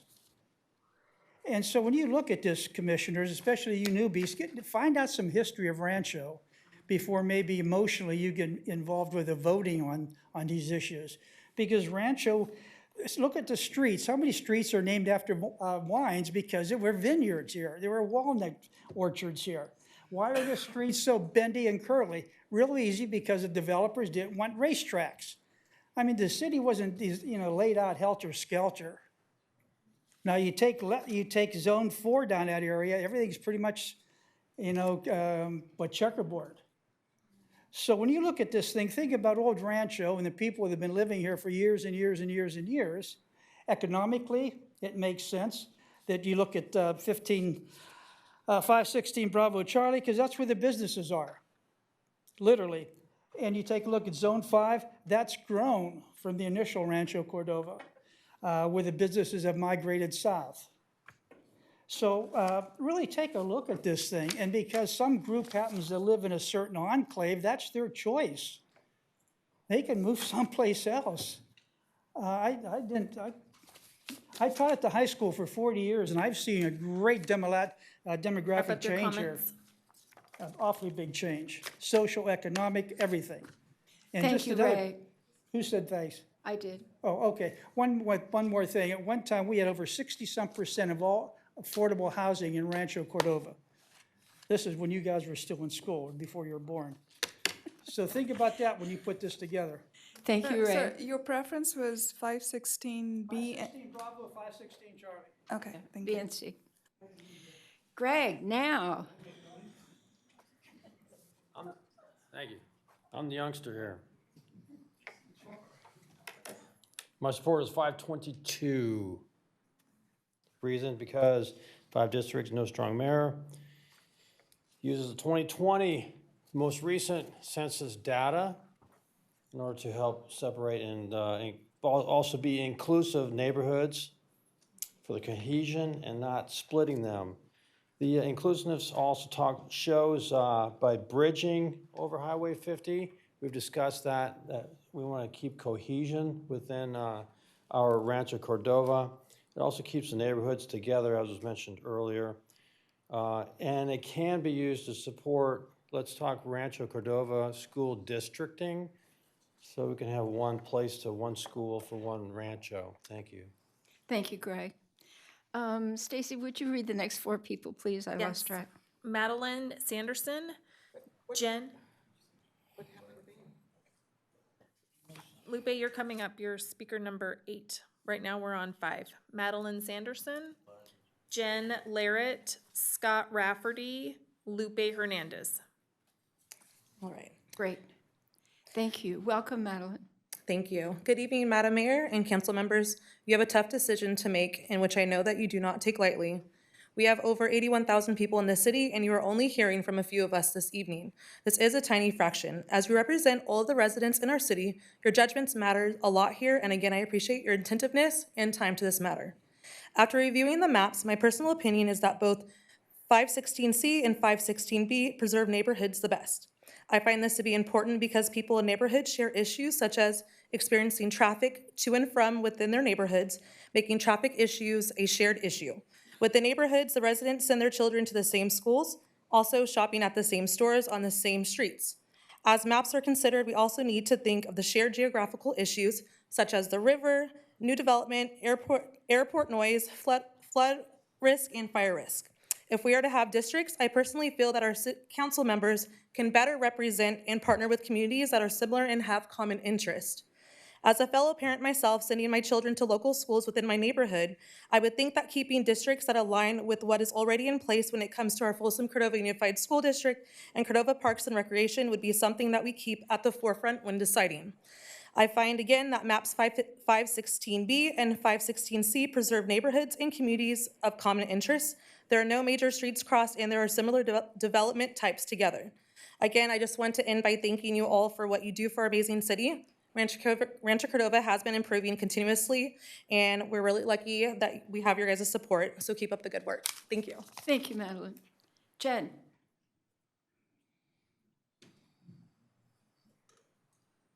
Welcome, Jen.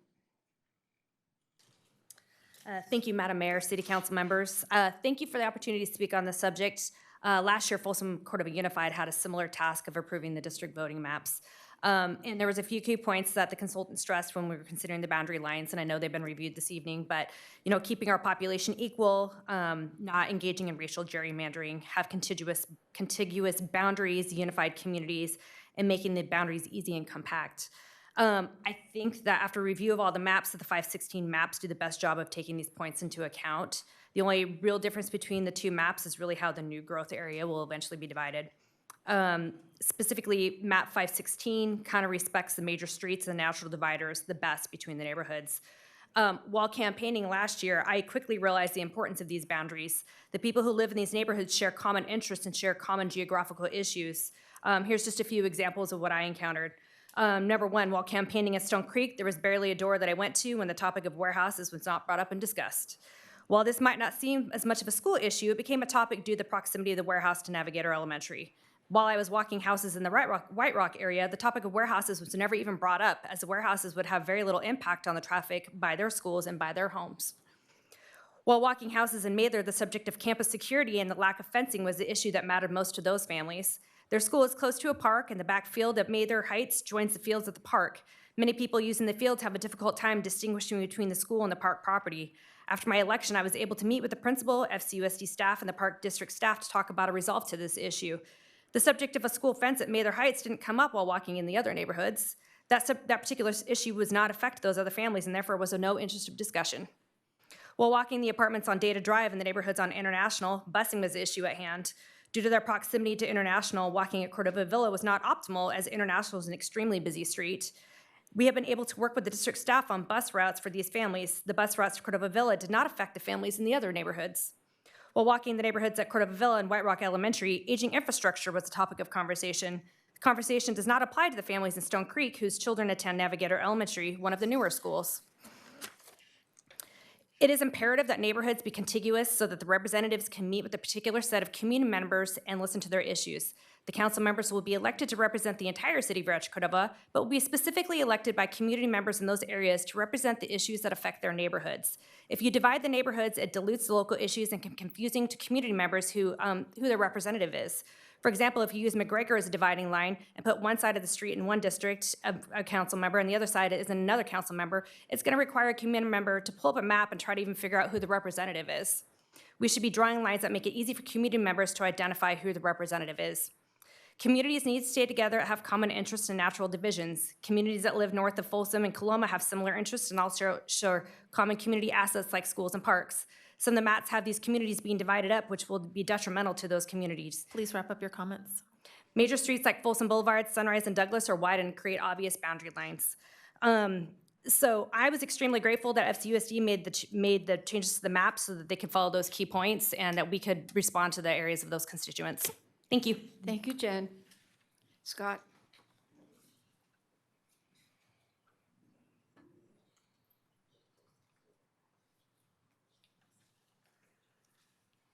Well, I wanted to take a step back tonight and say what an honor it's been to learn so much about your city. It's a beautiful place. And I also want to reflect on the process. You've only had one closed meeting, which is unusual.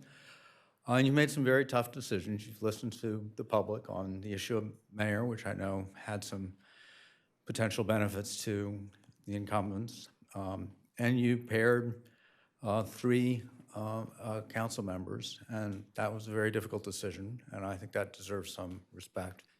And I'm just going to say that I know there are a lot of intense political differences in the city, but I have to acknowledge that I have not seen any of these meetings conducted with as much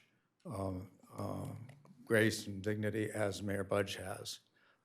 She really has maintained a level of decorum and that is unusual in these proceedings. And I know she had a lot of support from the other council members, so I'm grateful for all those things. Having said that, I've listened to the public, and I do think that, it didn't strike me at first, but there's a very strong case to make a district in the east that crosses both sides of Folsom Boulevard. The Afghani community is on both sides, and that the maps that do that, 511, 511B, and I guess 522 also does that, seem to create a strong remedial district for people that have not been represented in the past. And I think that is an enduring benefit. The other characteristic of many of the council-drawn maps that is a concern is having more than one district east of Sunrise Boulevard. That really is a single community of interest. There's so many issues, whether it's circular remediation or water or development. There's so many development issues where those communities are distinct from the rest of the city that it really should not be divided. If you divide it, and the rationale for dividing it, as I understand it, seems to focus on population growth, which is not a correct consideration. It needs to be based on the 2020 census. You wind up diluting in one case, the districts around Zinfandel, in the other case, sort of old Rancho Cordova above in the northern part of the city. And I think that's a real limitation. As to the districts, I actually agree with most of the things that Doug has said. 2026 is a more natural time since that's the last in Anatolia, but you've done everything else on sequencing right, I think. Wrap up your comments. So I congratulate you on this. I hope you continue to listen to the community. I know there's very strong Thank you, support Scott. for one of these maps. Thank you. Lupe?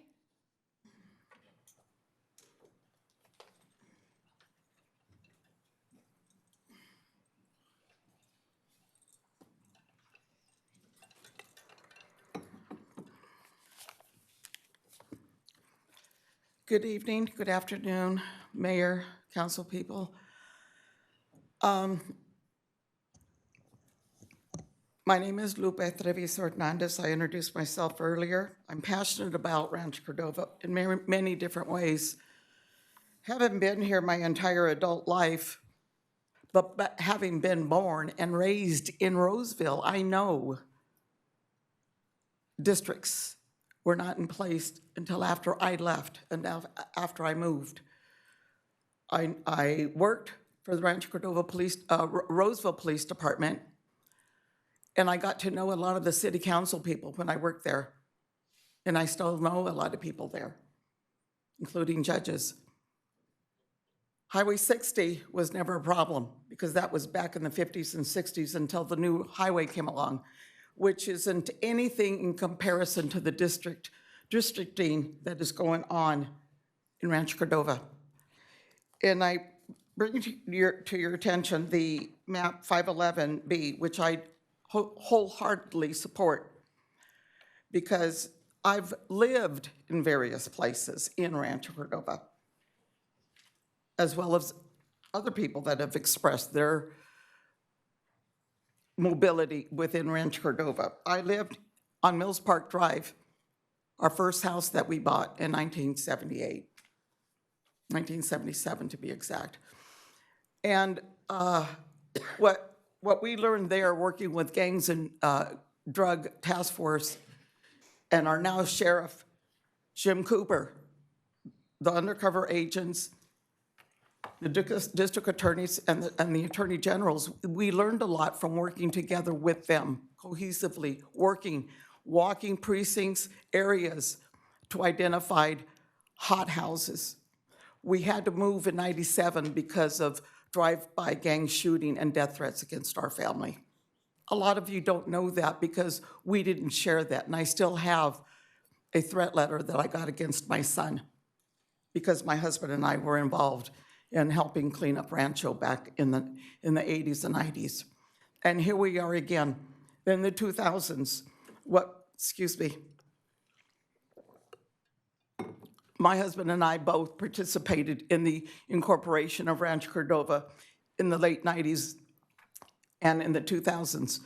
And we walked precincts. We know those are neighborhoods, and that we don't do knock and talks precincts because it wasn't like that back then. But even in that time period, the city knew that districting would be coming about. And in that time period, nothing was done. Nothing was done in the last 20 years. And yet you celebrate being a city, which is actually an insult because you haven't done your homework. I applaud Attorney Rafferty for having done what he did, all the participants, all the residents, everybody that participated, because it shows the strong voice that we have. And I applaud Phasia for having done her homework and for submitting 511B, which I support and others support as well. Please The wrap up your freeway, comments. the freeway and Folsom Boulevard are not boundaries. Neighborhoods existed before everybody else got here. There's mobility. Thank you, Lupe. Okay, I guess I'm over. Bye. Next. Next speaker is Diana Burdick. Following Diana will be Helen Whalen Bashaw and James Garcia. Welcome, Diana. Hello. And hello to all of you here. And I see David is on Zoom. If I'm understanding it correctly, you guys are recommending everything that's on attachment 1. Is that correct? The ones that have 516B, 508C, those, I mean, there's 3 attachments. There's attachment 1, 2, and 3. And so I believe those are the ones that you were saying you liked. Through the chair? Yes. We don't express a preference. Oh, then why were they stapled this way? We just helped the city put together a package, put it online so that everybody can see it, and then we make a presentation to the council, which I just made. I think the answer to your question, though, is if you look at the top of the groupings, it's when they were submitted. Oh, okay, thank you, thank you. All right, so the things that I noticed in attachment 1 is I can understand those that live in the Anatola area that maybe, that you like those particular ones, and I can understand the reasons. The reasons I don't is because I like 511B and 522, and it's only because I don't see Folsom Boulevard necessarily as a boundary, but I think it needs to be a Rancho Cordova concern. It needs to be a highlight, and I think that if your district does not touch that area, I think you're going to be just concerned about what's in your neighborhood, and everybody needs to be concerned about what's going on Folsom Boulevard. So that is why I support 511B and 522, and don't support the others. So that's all I really have to say. And you guys have done a great job, and I think the community has done wonderful from coming out and being part of the process. So, thank you. Thank you, Diana. Helen? I know, interchange, yeah. Helen Whalen Bashaw from the Tiffany area. First, I'd like to mention that this districting is based off the 2020 census, not what's happened in the last 3 years with the growth, not the potential growth. That all gets affected in the 2030 census. I attended pretty much all these meetings, and in the last meeting, we were told that maps 508B and 516B did not meet the requirements. So therefore, your consultant added 508C and 516C. And I bring this up because when you do anything in life and you have a number that goes, a letter or identifier after a basic number, that is telling me as a professional or a technical person that this map supersedes the other map. So in my opinion, you're only looking at 508C, 516C, 522, and 511B. They're the only maps that you should be looking at based on comments that were made at the last public meeting that was not recorded. I also think that this, when I look at some of these maps, I look at 508C and 516C as not really showing any real movement. It lacks the Afghanistan population, because I live near that the school that's up off of corner of Folsom Boulevard and Rod Beaudry. And I see the women walking hand in hand, coming from Lincoln Village over. And I think you're doing a big disservice if you don't recognize that bilingual school is very instrumental and a core element of the Lincoln Village area. I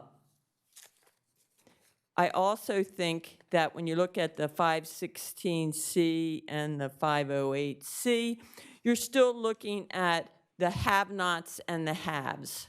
We haven't bridged the economic barriers, and it kind of looks like certain districts are the snobs, the ones that won't allow low-income housing in there because of Melrose, or they just don't want it.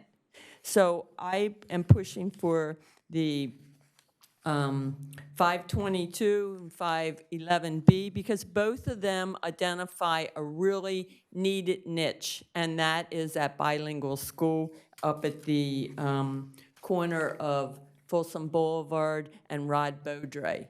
If you don't take that in consideration in the districting, you're doing a disservice to what a districting is about, and that is to even the playing field. Please wrap up your comments. Thank you. Thank you, Helen. James. I would like just to acknowledge that all of our meetings on this topic have been recorded and they are on the city's website. Hello, I am James Garcia, resident of Stone Creek. I feel that the best choice is actually with the least division of neighborhoods, and that is map 522, as it provides a balanced population, clearly defined neighborhoods, and communities of interest with a minor split to Cordova Meadows. Councilmember Terry has stated before that during the school district map process that it was impossible not to split neighborhoods. Map 522 meets all the criteria mandated by the California Voting Rights Act. I'm confident your demographer would agree with this statement. The following maps had revisions made to them before, therefore, maps 508B, 516B, and 511 should automatically be eliminated. The major flaws that I see for maps 508C and 516C are 508C and 516C both split South White Rock into two different districts, and both fail to recognize the community of interest within Cordova Meadows and the neighborhood south of Folsom Boulevard. 508C's District 4 splits the following neighborhoods: Mills Ranch, Prospect Park, and Cordova Vineyard. 516C's District 2 splits the following neighborhoods: Prospect Park and Sunrise Industrial, along with that large gap in South White Rock. Map 511B appears to be valid, however, it splits Walnut Wood into three different districts.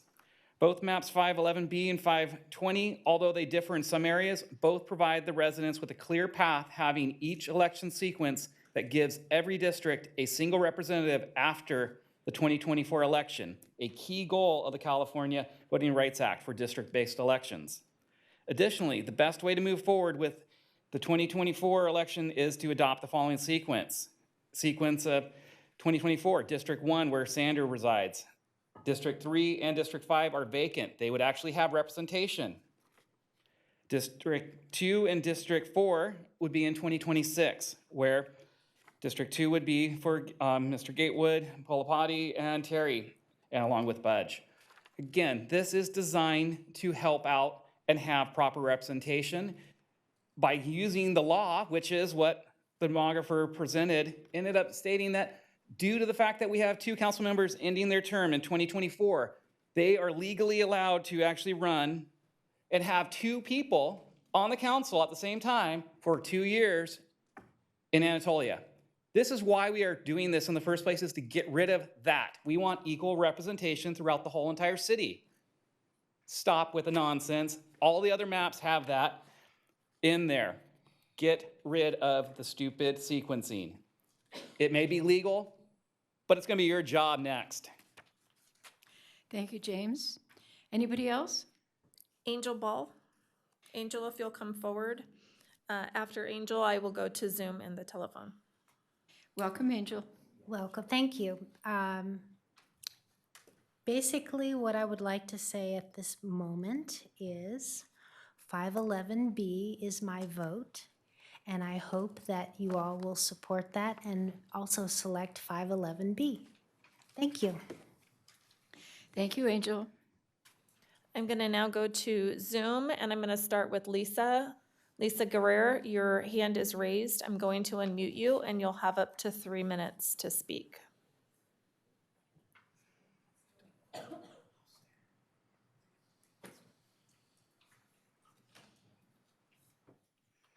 Lisa, are you there?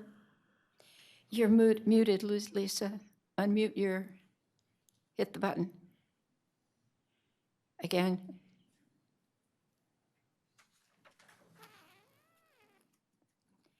It still looks like you're muted.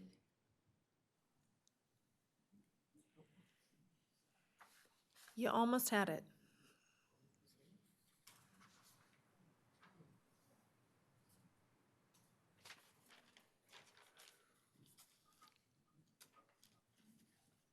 Shall we come back to Lisa? We can go back to Lisa. Okay, let's see. Next, I'm going to go to Jennifer Garcia. Jennifer, I'm going to unmute you, and you'll have up to 3 minutes to speak. Welcome, Jennifer. Great. Thank you, council members, for having me tonight. I'm going to go ahead and say that my vote is for map 522. Looking at all the maps, again, I think it keeps all the neighborhoods together and is most the well balanced. 511B is my second vote. Again, it seems to be very well balanced, but I will agree with my husband that it does look like it is splitting one of the neighborhoods into 3 districts. So my vote is for 522.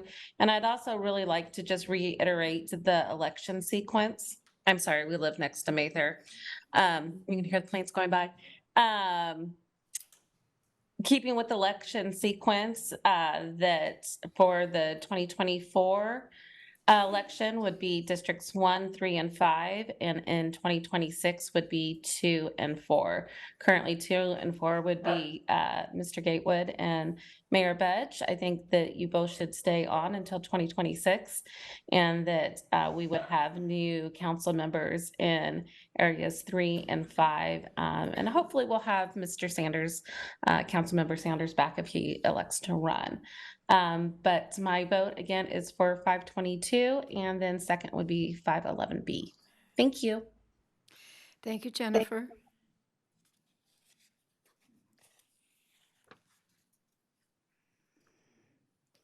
Next, I'm going to go to Alan Vosper. Alan, you'll have up to 3 minutes to speak. Welcome, Alan.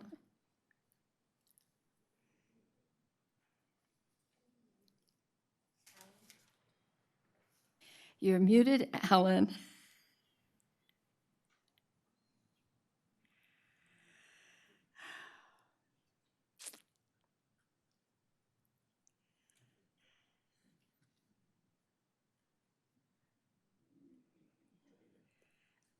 He disappeared.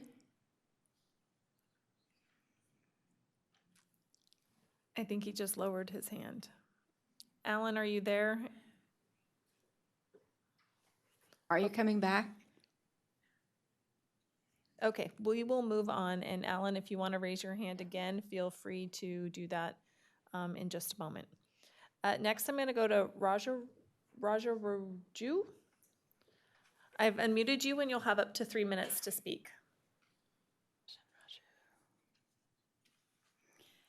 Welcome, Rajan.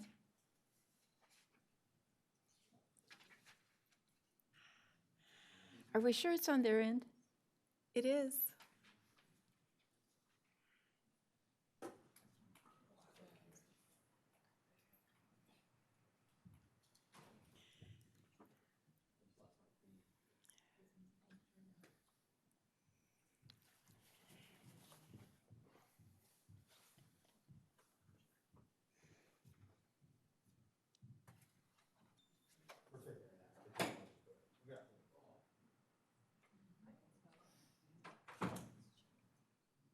Yeah, it's gone to straight.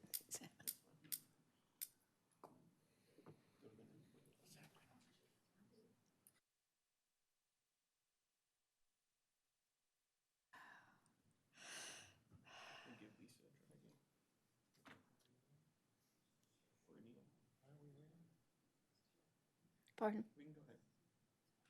Okay, so we're going to skip over We'll skip over Rashawn that. Raju? We will. Okay. So I'll go ahead and I will lower that hand.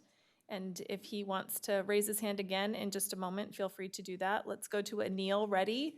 Anil, I've unmuted you and you'll have up to 3 minutes to speak. Anil, welcome. Stacy, maybe it'd be helpful, you're not unmuting them, you're putting them in the room. They still have to unmute themselves. Yes. I know, but she's saying I've unmuted you. Hey, this is Rajan Varapalli. Hey, hi. Are you guys able to hear me now? Yes. Yes. Hey, okay, sorry. Hey, my name is Rajan Varapalli, and I live on the south side of Rancho, you know, where the Anatolia and Sunridge communities are, right? I've been living in the city for the past 15 years, and I really love the city, and kudos to the leadership for the last 15 years. My only request is we have a lot of new residents who joined the community in the last 4 to 5 years. And we would appeal for the scheduling of elections for our district for 2024. This would give a good chance for all the new residents to voice their opinion and vote for their choice of the candidates, right? And this would give a chance for Mr. Terry and Mrs. Pulipati, right, to seek for re-election. And I hope the community members and the residents, right, would give a positive response to this request. Thank you. Did you want to express a preference for a map? I actually joined a little late to the meeting, and I really don't understand the maps and the divisions. I'm new to this, participating in the community. But going in the future, right, definitely I'll voice my opinion. Thank you. Wonderful, thank you. Next. Next, we're going to go back to Anil. Ready? Anil, are you there?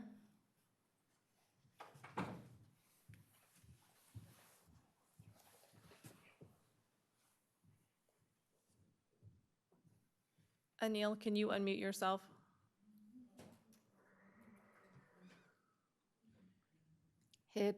Anil, there you are.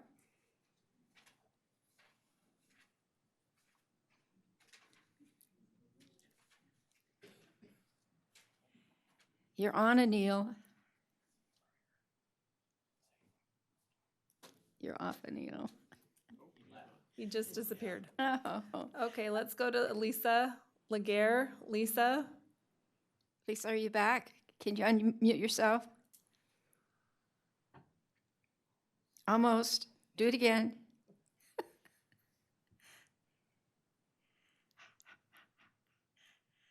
Almost.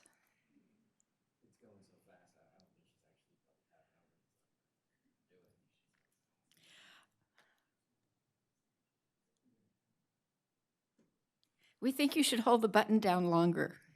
I think she's double clicking. Not lifting off. You can't tap your finger as fast as that's going back. Okay, anybody after Anil?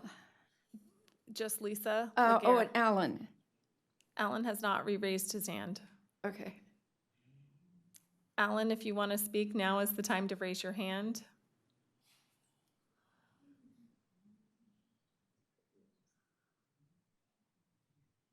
Okay. Lisa, Alan, and Anil. Does anybody want to sign in?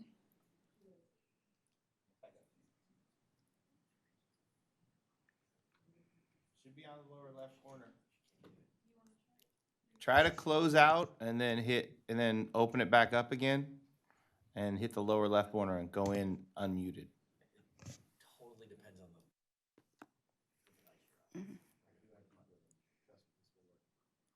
Come on, Lisa. We got this. Come on, me and you. Let's shut it down and open back up. Control, delete, restart. Call in on your cell phone. Both work. James, get up here. Actually, and check this. that's a really good point. Stacy, you want to? There's a number for people to call in if they want to do that. There is. So I will state what that number is. If you have a pen or a cell phone, paper handy, the telephone number for Zoom is 1-669-900-5825. 1-669-900-6833. I'll repeat that again, 1-669-900-6833.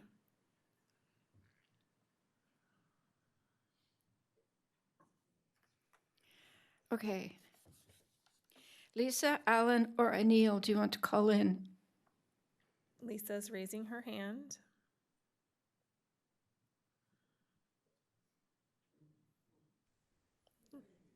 Okay. Wow. Can you? Welcome, That was one of the Lisa. best. I really apologize. I had to redo all my privacy settings. Uh-oh. So thank you very much for your patience. I just wanted to give you a little bit of input as well as my map preferences. And I appreciate having participated in this entire process of making maps, reviewing maps, commenting on maps. But at least where we are right now, I just want to reiterate some of the comments that I've heard from others tonight. And that is that I really disagree with splitting the area that is east of Sunrise all the way to the eastern boundary of Rancho Cordova and south of the freeway to the south border of Rancho Cordova in maps 508 and 516 into two different districts. I think if you look at a lot of the original maps that were submitted in August, you'll note that out of the 12 district, 5 district maps, 10 of those maps actually had that area over to the east of Sunrise as one district. And I think you should really be paying attention to that and adhere to that as something that needs to be recognized. With respect to my preferences, I actually prefer the original 516 and the original 508. If we can't have those original maps, then I like the 15C with the caveat that I really do not like that section east of Sunrise split into two districts. I also like 511B. So I really appreciate participating in this, and frankly, any of the maps will do. So thank you very much. Thank you, Lisa. So are we going to try Alan again? Did Alan? We have Anil's hand raised. Anil, welcome. You're on, Anil. And we can't hear you.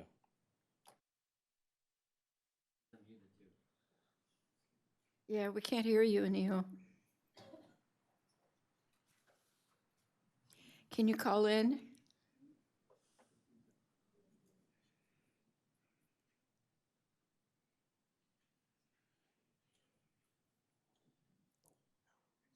Anil has dropped, and now we have Alan's hand that is raised. So I'm going to go to Alan. Welcome, Alan. Alan, can you unmute?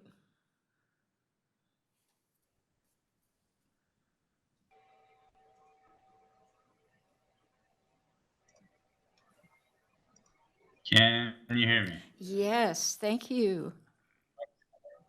Sorry for that. Yeah, I don't know what you guys have on your meeting configuration there, but it's definitely looks like it needs a review. I just wanted to support map 522, and that's my statement. Okay, thank you very much. Anil.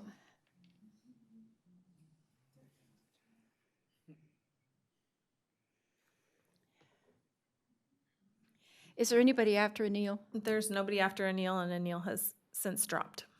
Okay, so can I read through the names Yes, from the please. emailed public comment? So the public comment that we received via email were from the following individuals: Scott Rafferty, Faiza Mughal, James Garcia, Shauna Mandel, Anil Reddy, Surinda Babu, Chandra Sekhar Tamantam, Crystal James, Idira Genzula, Ravi Badi, Prabhakara Patoka, Bija Bhupati, Venkat Reddy, Suresh Tamana, and Venkata Kalam.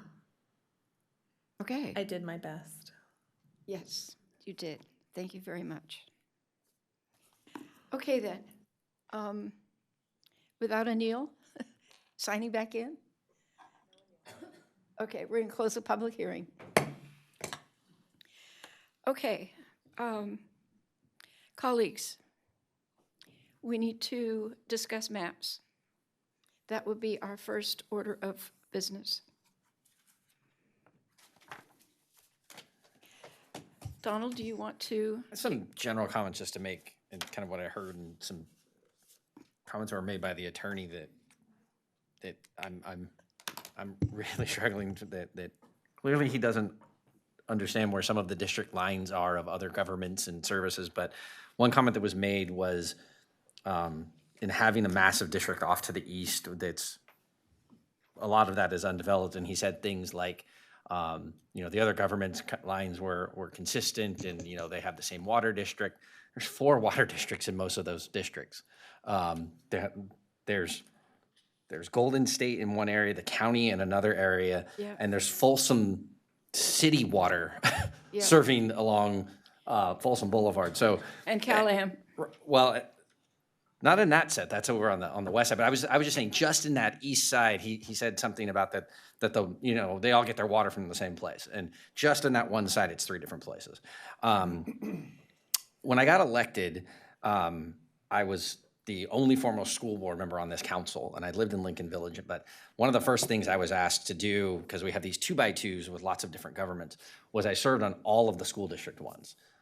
Technically, there are 4 school districts in the city. We don't meet a lot with San Juan because it's a mobile home park is the only part that's got people in it. And it's age restricted, so there's probably not a lot of kids over there.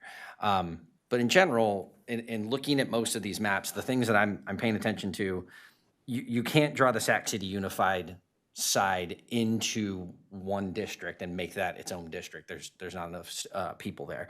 But I definitely I'm gravitating towards maps that don't split up the Sac City Unified side, and ones that don't split up the Elk Grove Unified side. And if we take a big, massive side of the east side of the city, so if we just say, Sunrise East, regardless of the growth, there are already established neighborhoods that are Folsom Cordova that are in that side. And the other thing that how do I put this? Because we are such a young city, and you look at the services that we offer and the services that we don't offer. So we talked about water already. We haven't talked about, but we're served by a separate fire district. We're served by a separate park district. And so when you look at these things, the largest charge besides contracting for police and providing garbage service and planning and roads, really our main job here and what we've spent the most amount of time, especially in the last 12 months, is on planning and mainly on new growth. And so when we look at these things and we look at these district maps, to say, the area that's got Rio del Oro and Westboro and Anatolia and the business park, to say that the majority of that's all going to be one person handling it across different government boundaries, including school districts, really concerns me. It's not about this idea of accommodating for new growth. It's the fact that that's where most of that work is, right? In talking about what are the roads going to look like, what are the houses going to look like, what businesses are going to go in there or not go in there. To have that all be the one person that has the new growth area, I think is a mistake. And so when I look at most of these and they lump them together, and again, even the attorney, shared his opinion about, oh, well, these are the most consistent because they have the most things in common. To sit here and say that the other 4 areas that have no constituents and no businesses as a part of those districts, to me seems really concerning. So when I look at even I like 511 original more than I like this one, or the 511B that I'm looking at. So I don't know if I have a preference necessarily, but the ones that just, 508C, what was it? The original 511, 516, 516C, excuse me. A lot of those make a lot more sense that folks that are living in Capitol Village or Stone Creek have a lot more interest in development to the east than just saying anyone that lives in Anatolia and North Douglas, that their influence on the rest of what happens east of Sunrise is the only kind of motivating factor, or they have this one constituency that literally is where most of the major decisions are going to be made in this city in the next 10 years. So that's kind of what I'm thinking right now. I'll also say from a sequencing standpoint, I'm not voting for anything that doesn't allow my colleague, that doesn't allow my colleague to at least try to stay on the city council. And I think most of us have said that we are not going to vote for something that kicks people off this council. So from that standpoint, and I know that there are certain members of the public that think that through redistricting, they're righting the wrongs of the past and getting what they want and retribution and all. But I think, the 3 of us that are sitting here, we would have the option to run next year if we wanted to. I don't know if anybody's made a decision about doing that, but I think we all should have that option. And if you don't want to run, you don't have to. And if you don't win, maybe you get a couple more years or you don't. Okay, Garrett.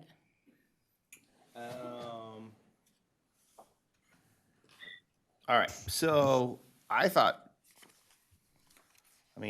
of agree with Donald, but I also like the idea of just drawing it all that together on the onesies, the ones down the lane.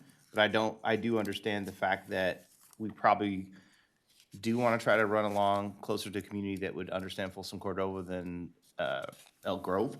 That does actually make sense, and that's an interesting point you brought up, because when I originally wanted it, I was going to throw out anything that didn't draw all 1 or 2 or 5 or 4 or 3 or 7, all these groups together. So I like that. And then, of course, FISA is always good. Love FISAs. James is good. 15.6C, of course, is interesting. 511 is interesting. And I like drawing the districts along the lines, but I also understand that we need to combine together. So I have a list that, are we planning to just go down the line and be like we did last time? Sure. And just say I want Go this one, ahead. this one, this one, this one, this one, this one, this one, this one? Go ahead. Or do you want to do it as a group? Well, if we don't do it individually, we never get to a group. Okay, 15C, 11, 17, 18. Do those start with Wait, 5? Can you be? Oh, yeah, Three- is there ones three that start with digits? other numbers? No. No, but They you all start gotta, with 5. but you need, What is he saying? and there's no 515. Yeah, there's no 515. 517, 511. No, there's no 517. We're only, that's No, not under. you're looking at an old list. Ah, This is all that we have. You need to be combined it all. looking. No, you brought last week's. or You've last got to be meeting's. looking at either attachment These. 1. Can't we do and any one we want? No, No, we narrowed it down Because- from the last meeting. Boo. All right. So these are the ones in play. Give me. All right, go to Siri. I'm gonna draw this up real quick. Hold on. Well, here, if we're gonna just throw out what maps we would prefer, where was Do you it? know which ones you want? Okay. okay, Donald, I did write down 3 for you. Yeah, so I would say the original 511, Yes, I got that. 516C. I got that. I could live with 516C, 516B. I got that. I could live with for 508B, is North Douglas still, I can't tell what the dividing line is there for any of those. Yes, it's in one. It's in one. North Douglas is in one. Yeah, it's with everything else south of Douglas. It's in one. The area in 4, I think, is in Rio. Is that correct? Yeah, it's split somewhere around Security Park. So North Douglas is still in the southern one? Yes. Yeah. Yes. The 4 is above the preserve area, if I'm not mistaken. It's above Douglas and the Security Park and the new neighborhood on the north side of North Douglas. I love one that kept that kept that neighborhood in there, because as you look at where the growth is for that, there's still going to be Navigator for that entire neighborhood. They got to drive by all of Anatolia to get there, which made it a lot harder to sell the houses, but something along those lines. But yeah, but to me, the ones that would create 2 of those districts over there, something that would bring in.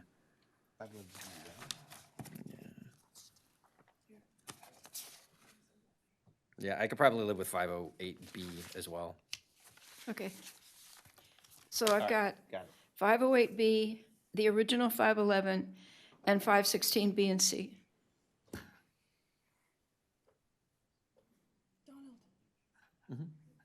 Yep. Okay. 508B, 508. Wait. All right. 508B. 508B, 508C, 511, 522, and 511B.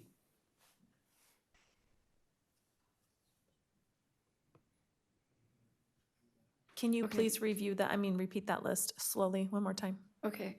Thank you. 508B and C, Yeah. 511 original Yes. and B, Yes. and 522. Yes. Okay. Siri. So, thank you everybody for giving your map suggestions. Since the time that I've been on council, there have been quite a few times where I've had people come up to me after a vote has been placed and told me that they've talked to 2 other council members and not me. And my question has always been, but why are you not talking to all of us? And so in that respect, I'm not really comfortable having one council member in like one whole neighborhood or one whole subdivision. I like the clean lines. I like how 508C and 516C have these clean lines. 511B, it's pretty good. But again, it says it's bringing neighborhoods together. I've spoken to a lot of people of color in that neighborhood. I don't know if those who are here have actually spoken to the folks that they say that they're representing. They're not really into like, hey, we want to all be in one district. They just want to be represented. They want to talk to more than one council member whenever they have a possibility. The big chunk that we see, all the new growth area is coming in one district. I'm not really, again, having comfortable being one throat to choke for all new growth. I think the new growth area should be divided into 2 districts. At least we should have 2 people that represent that. And so that's my justification for choosing 516C and 508C. Okay, thank you. David. Thank you, Madam Mayor. This has been it feels like a long process, but it's actually been a very rapid process. So that's an interesting split. About 1/3 of cities have done this. 1/4 of school districts have done this. So we're still a little bit on the leading edge, but I take some comfort in hearing the attorney tell us that the process here has been good in terms of the communication, the openness, the involvement. So I just want to thank him for that. It's kind of nice to hear rather than a voice of a lot of controversy and concern. There's interesting debates sort of going on under the surface here tonight.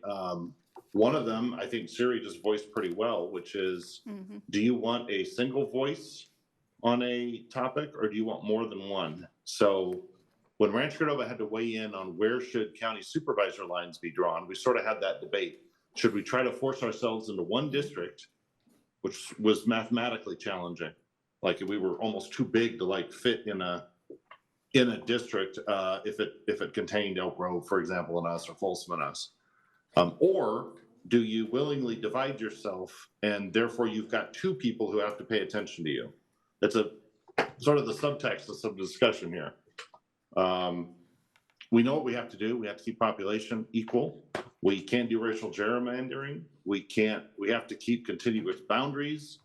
We have to unify communities. And so when I look at those things and sort of the things that people have in common in an interest, around Rancho Cordova, I have to think about new growth. That is an issue by itself. It impacts people who are nearby. If you think about the river, things that happen around the river, that impacts people that are nearby, that are sort of unique to that area. If you think about Mather Airport, development around the airport, operation of the airport, that's going to impact everybody around it in sort of a common way. If you think about flood risk, that's a group, a neighborhood that is impacted by that and probably should be held together so a council member can work on that. Think about fire risk. I mean, maybe there's a line we could think about there that this is, we don't have a lot of fire risk in Rancho Cordova, but maybe perhaps a little. But there are other things like elementary school boundaries, attendance boundaries, where people go to shop. And I think it gets back to the concept of there are some obvious big dividing lines in our community. And most of these maps, almost all of them, respect those by and large, but some of them do a better job than others in respecting those. So Donald, I really like your comments about the new growth area. I think that putting all of that into one district, it's something, I considered, but I think that it's dangerous to the future of the city. Because I would hate to see a situation where 4 members of the council became, I don't know, let's say anti-growth. And therefore you completely stifle the other part that is actively involved in growth. That is not a good dynamic that we want to entertain. And the way to avoid that in any of these issues I just listed is to get multiple touches to it. So we all, I think, said some version of Folsom Boulevard deserves a lot of attention. It's the history of Rancho Cordova and a very needy place in Rancho Cordova last time. So districts touching Folsom Boulevard are important, and almost all the maps do that. But all the maps do not touch new growth. So my colleague Siri, you also mentioned that. I think that is that's an important consideration. I think dividing neighborhoods down streets or railroad tracks or something that you can't tell the difference one side to the other is problematic, because the people who live there don't, if you can't tell the difference, they can't feel the difference. And we want districts that are really clear and really identifiable, like understandable to a kid, understandable to somebody who just glances at a map. So they know, they don't have to use some sort of a finder, who's my representative, they can just immediately tell who is my council member. So with that being said, I think the maps I like most are 516, either 516C or 516B. Next in rank, but kind of a little farther behind, is 508. And my challenge with 508 is the way it divides. Do we only have one of those? There's 508, I'm sorry, there's 508B and 508C. Yeah. Yeah. Oh, so both of them? The way they divide, Yeah. North of Folsom Boulevard, Yeah. and sort of the extension of Sun River all the way down into Cordova Town as a district, that's just a little problematic for me, but it's not on the whole terrible. So I really would prefer 516C or 516B. And I think our debate there is which of those districts, I think it's 508C, best connects existing communities with what's going to happen with regard to growth. I think, Donald, you said the same thing. That C does that in the sense that people of villages and in the surrounding area there probably have the greatest connection with what's going to happen on the other side of Sunrise. So those are my brief comments, or maybe not so brief. Thanks, David. So everybody's brought up some really good points. Donald, the one about the school district is definitely an interesting point, and certainly very valid.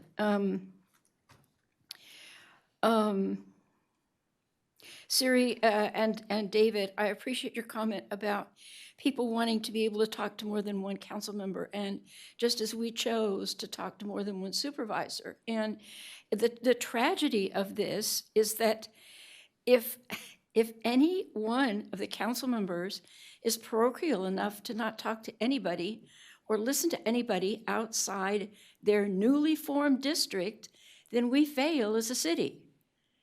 And that's, we fail as a city.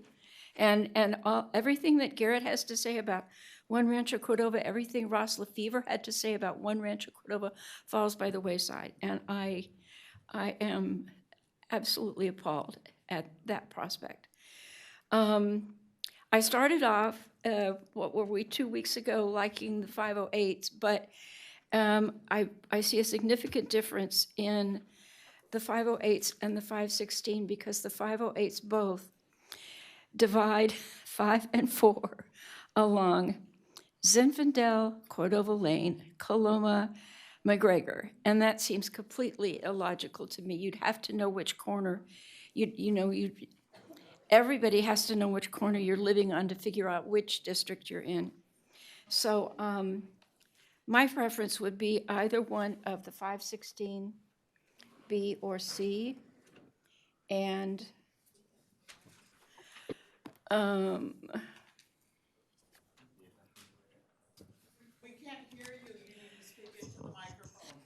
my preference would be 516B or C, and I really don't have a preference for whether or not the Rio del Oro area comes into 5 or into 4. But I think I definitely agree that it's logical that that there be a dividing line somewhere along around Douglas.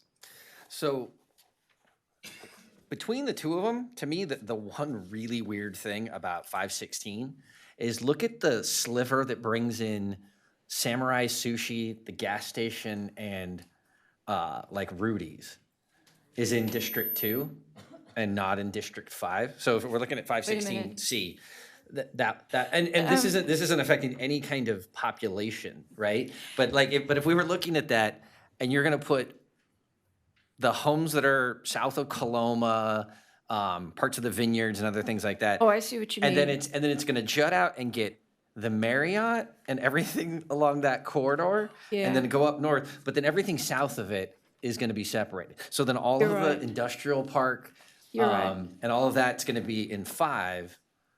To me, Yeah, I wasn't looking at the little blue. yeah, me thing either.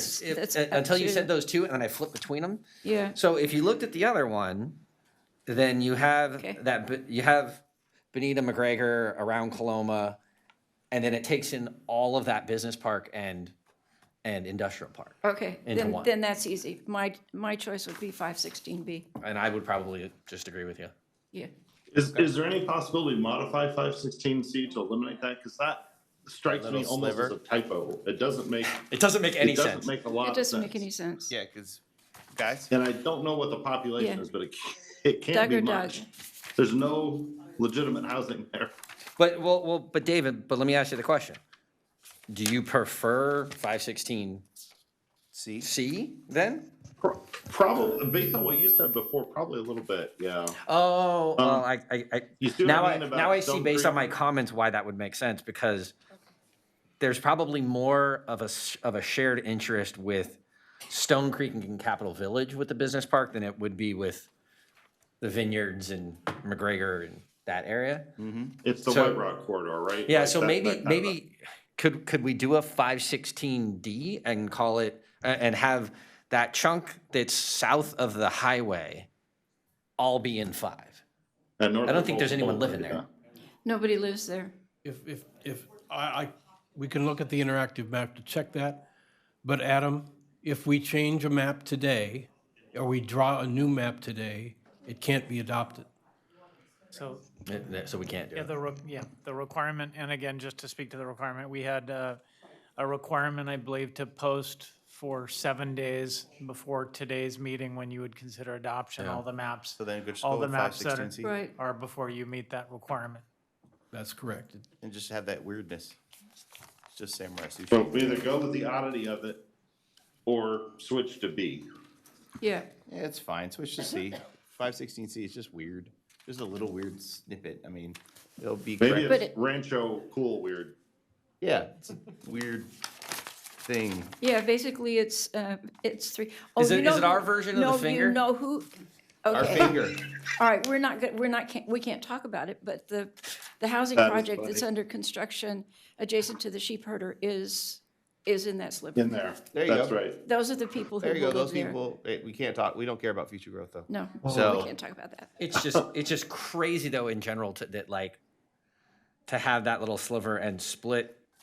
I mean, you're gonna have chunks there. I mean, literally that portion north, it's gonna disappear to where there's nothing, and then it jumps over and gets that piece that's at the corner of Hazel and Folsom.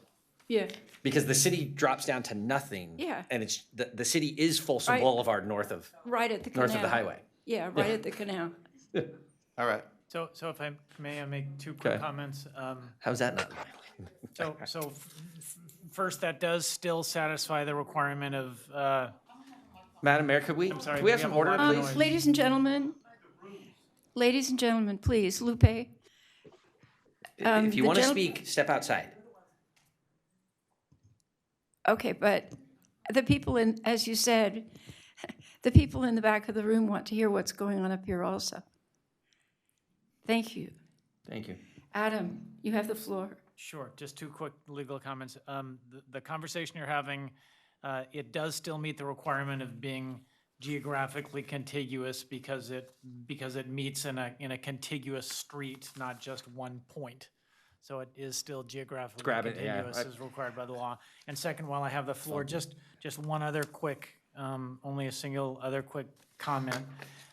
With respect to Mr. Rafferty's comment that Mr. Terry touched upon briefly, I would point out that on the comment of is all of the area east of Sunrise one community of interest?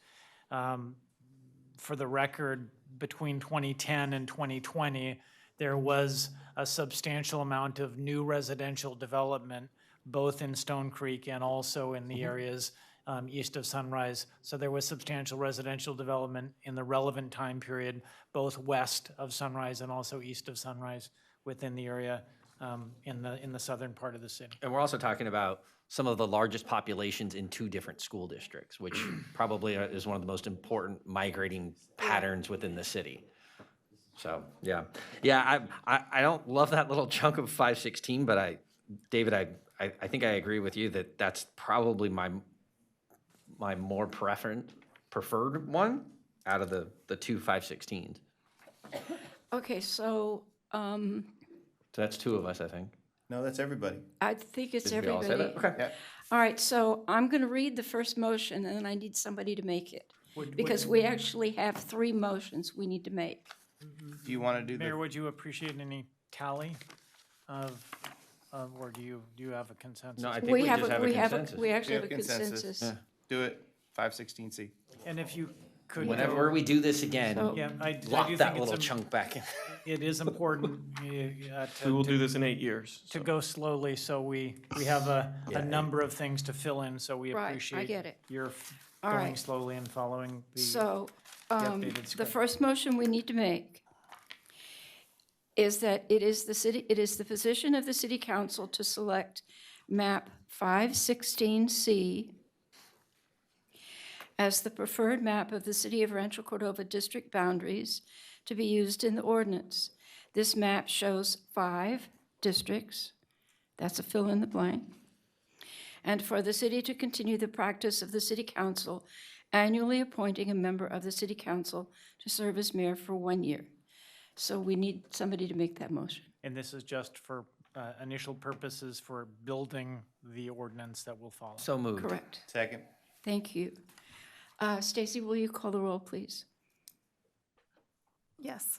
Councilmember Gatewood. Yep. Councilmember Terry. Aye. Councilmember Pulapati. Yes. Vice Mayor Sander. Aye. Mayor Budge. Yes. So at this point, we have 5 That's our, 516C is our district, and we have a general elect mayor, correct? No, an appointed. No, I'm sorry, the appointed mayor. appointed mayor. No, exactly opposite of that. An appointed strong mayor. So that's what we voted for today, so that's good. All right. So okay, so the next issue, And just to clarify, for those of you who couldn't see, that was humor. We've already voted. Yeah. okay, so the next issue is to select 3 districts. Now, you gotta go to 516C because every one of these maps has a different sequence, a different group of numbers. Persephone, can we put 516C up on the screen? See. Okay, so we need to select 3 districts that will be elected on a by-district basis, beginning with the general municipal election in November 2024 and every 4 years thereafter. So which districts? I would suggest in 2024, 1, 3, and 4, with 2 and 5 going in 2026. Anybody disagree? Honestly, I have not thought about what the trade-offs are And it's here. very confusing. Based on this, Let's see. 3 and 2 are not going to have incumbents living in them. So Yeah. those are the ones we have. And we have can to only split pick one of them. Huh? We can only pick one of them For each to of go those from cycles. 4, right?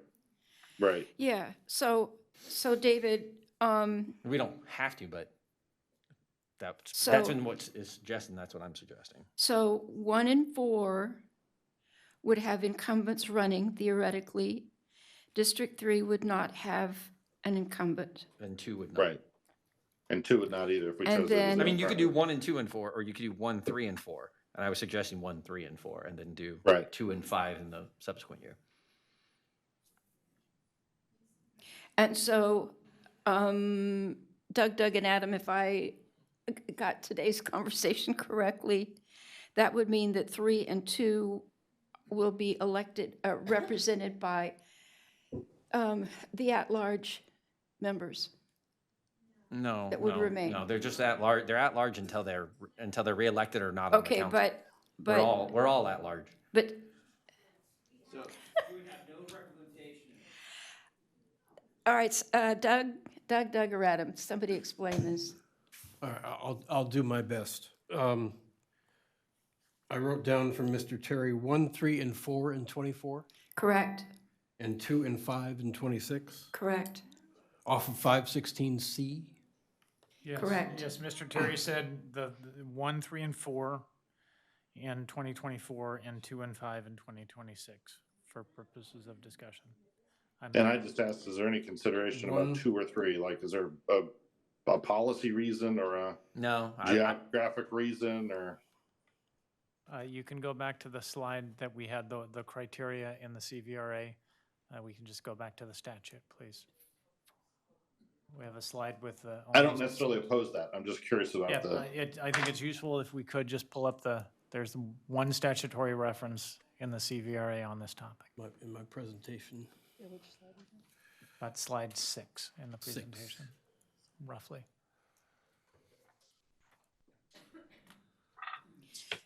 It doesn't seem like there's a way to, Further, keep. Next one. it doesn't seem like there's a way to keep, There we go.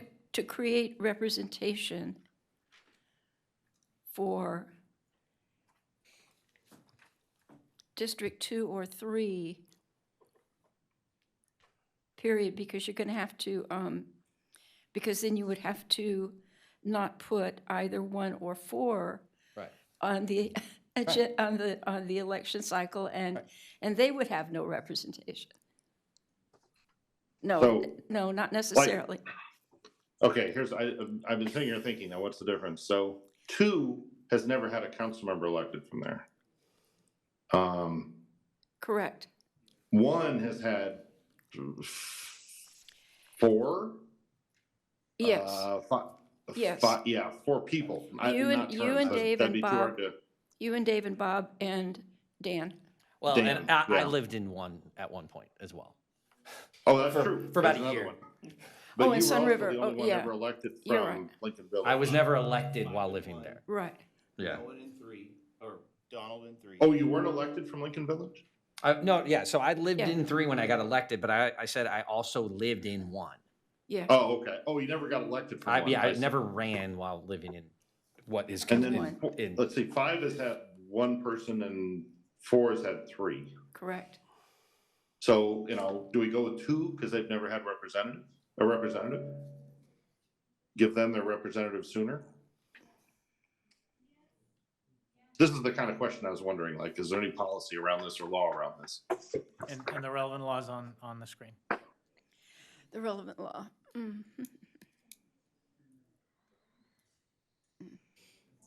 I would say in the history of the Lincoln Village area, David, just to kind of, for my own history, I would say I was the first elected, well, no, I think there was one Rosemont school board member on Sac City Unified. I can't think of her name right now. I believe I'm the only elected official ever elected from Lincoln Village ever. For anything. So that's 1. I think if you go and you look at 2 for school board members and park district members and other things like that, I think you've had a handful there. Not and the Park District. None? School board, 1. No, we've had people elected from Rosemont several times, but not from Lincoln No. I'm saying in Village. District 2. So that. I Coloma, thought you McGregor, were- that Yeah, I area. thought you were talking about District I'm saying 3. school board members for Falls Cordova, park board members, there's a history of people being elected there. I lived in Roger Lincoln. Benton I was lived in one, Lincoln I Village when I think. got elected to the city council, Yeah. but I got elected to the school board when I was in Rosemont. Their current school board member lives in the county. So at the moment, there's no one there and there's no other electeds living in Lincoln Village. I think it's time for us to put a. You know what I'm saying? That like, there's I think there's school board members in 2 or have been, there have been park board members, I'm almost I positive think, living there. yeah, actually, I think school board and Right. Bob and Terry might remember, but I think, or Ray might remember, but I think Ray left. But I think school board and fire district board members, when it was And fire Rancho district, I didn't thought Cordova. about fire district, yeah. Yeah, I think members have Oh, come that's from 40, District that's 40 2. years ago though, Linda. It was, no, it Well- was, you're absolutely right. Well, but again, I'm just saying that like, if you look at it right now from other elected officials that might be representing parts of that, there's nobody that's elected that's living there or has been Yeah. since I got elected, and That's what you do. I In lived there district. for three Yeah. years, I think, before. It's really a strong case for doing 1, 3, and 4 as was originally suggested. Since we're not gonna go 1, 2, 3, let's go 1, 3, 4, 2, 5. That's what That- I had agree. suggested. Is that good? Second. Okay. I mean, good. and again, we can all come up with different rationale as to which, Yeah. is it 2 or is it 3 that goes first? But, I mean, if we're talking like who has representation, who has unique elected officials already representing them in other areas, Okay, that side doesn't have it. all right, then I'm going to reread this, just to So, make, just to be clear, was that a motion and a second? A motion Yeah, for well, I'm 1, gonna- 3, but and I'm gonna- 4, and 24, and 2, But and I'm 5, gonna and read it, 26. Adam. And a second by Mr. Gatewood. okay, but I'm going to read it, so we all know what we think we know. Council districts 1, 3, and 4 shall be elected on a by-district basis, beginning with the general municipal election in November 2024 and every 4 years thereafter. And council districts 2 and 5 shall be elected on a by-district basis, beginning with the general municipal election in November 2026 and every 4 years thereafter, as such council districts may be amended from time to time pursuant to applicable law. And we have Donald and Garrett making the motion in the second. So, Stacy, call the roll. Was it Councilmember Terry who made the motion? It was. Thank you. Okay, Councilmember Terry. Aye. Councilmember Gatewood. Yep. Councilmember Pulapati. Yes. Vice Mayor Sander. Aye. Mayor Budge. Yes, motion carries. Just look at this. All right, now, So now, if I may, just for the benefit of the public, we've essentially, the council selected the ingredients for the ordinance that's before you. We had, we published the ordinance with a number of highlighted blanks, and the two actions, the two preliminary votes that they've taken give the council the ability to direct staff to fill in the blanks, and the clerk could read the ordinance as it would be amended with those blanks filled in, if that would be the pleasure of the council. okay. So we're going to ask Stacy to read the text that will be filled into each blank before. We're placing the ordinance up on the screen so that way everybody can see it. We have placed a couple of blanks. They're in yellow highlighted where we need to include the information based upon the decisions in which you are making today.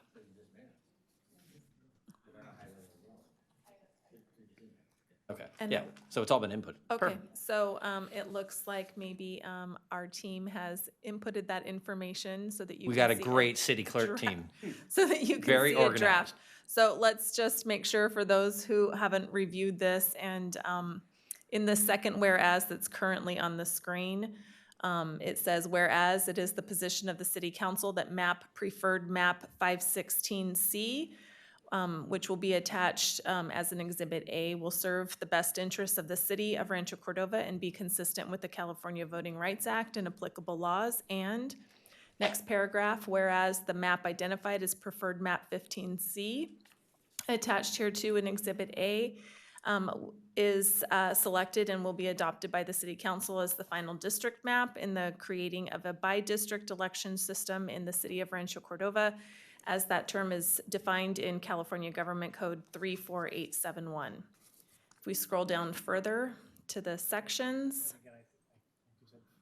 She said she meant 516C in the last statement. sorry.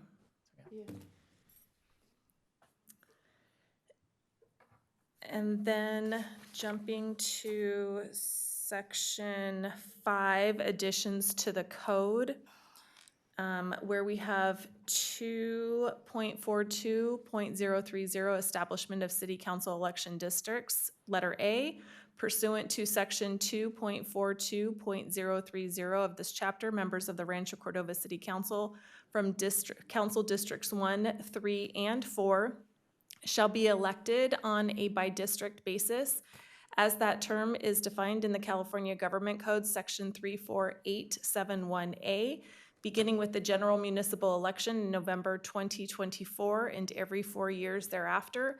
As such, council districts may be amended from time to time pursuant to applicable law. Section B, pursuant to, same section, B, pursuant to section 2.42.030 of this chapter, members of the Rancho Cordova City Council from council districts 2 and 5 shall be elected on a by-district basis, as that term is defined in California Government Code section 34871A, beginning with the general municipal election in November 2026 and every 4 years thereafter. As such, council districts may be amended from time to time pursuant to applicable law. Okay, so we are going to waive the first reading and introduce the ordinance as revised to include the information from the council votes above as just read by the city clerk. So, excuse me, we need motion to that effect. So moved. Second. Thank you. Thanks for participating, David. Appreciate that. I'm doing my best from a distance. Vice Mayor Sander. Aye. Councilmember Terry. Aye. Councilmember Pulapati. Yes. Councilmember Gatewood. Yeah. Mayor Budge. Yes, thank you very much. Motion carries. All right, at this point, we're going to take a 10-minute recess. We want to thank everybody who has stayed. We're going to go back and pick up our council agenda. And I just wanted to share with my colleagues that I'm going to have to leave the meeting as of now. My childcare is only for a certain amount of time, and for Just those of turned you into a pumpkin. and for those of you who might remember, there's an air show this week or this weekend. Yes. And my lovely wife is still out on a tarmac at Mather working, and so I'm going to go home and watch my kids. But you all You have are a solo parent. what's that? You're a solo parent, do your job. I am this week. This job is not nearly as important as putting on the air show, so I'm gonna go be a dad. So enjoy the rest of your evening. Okay, so congratulations to everybody who stayed, and thank you all for all of the maps you submitted and your creativity and really making an effort to get involved in your city.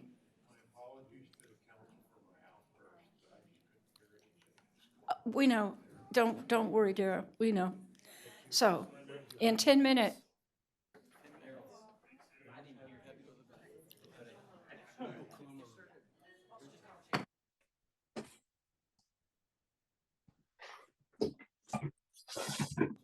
Okay, ladies and gentlemen, we are back in session.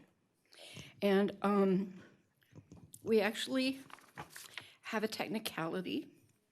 Item 11.2 is also advertised for 6:30 in the evening. So we're going to ask Stacy to read the title of 11.2 and then welcome Elizabeth Sparkman. 11.2 is resolutions related to the annexation of Stone Creek Industrial Project to the City of Rancho Cordova Community Facilities District number 2014-2, street lighting and landscaping maintenance. Welcome, Elizabeth. Thank you. So within the packet, there's an order of proceedings that we're going to follow, but let me give you a little bit of context as to why we're doing this one, the way we're doing it. So this project in 2019, it was annexed to CFD 2008-1, which is a street and streetlight maintenance district. However, in April of 2023, the rate and method of apportionments for both 2008-1 and this CFD 2014-2 were both updated to bring in a new rate that took into account projects that have heavy truck traffic, meaning heavy in terms of weight, because we put an increased rate because of the additional wear and tear on the road. However, I cannot annex a project into a district that it's already into. So this project will be coming out of CFD 2008-1 and going into CFD 2014-2. And because it was not within the annexation boundary of 2014-2, we go through this little bit more of a complex process to complete the annexation.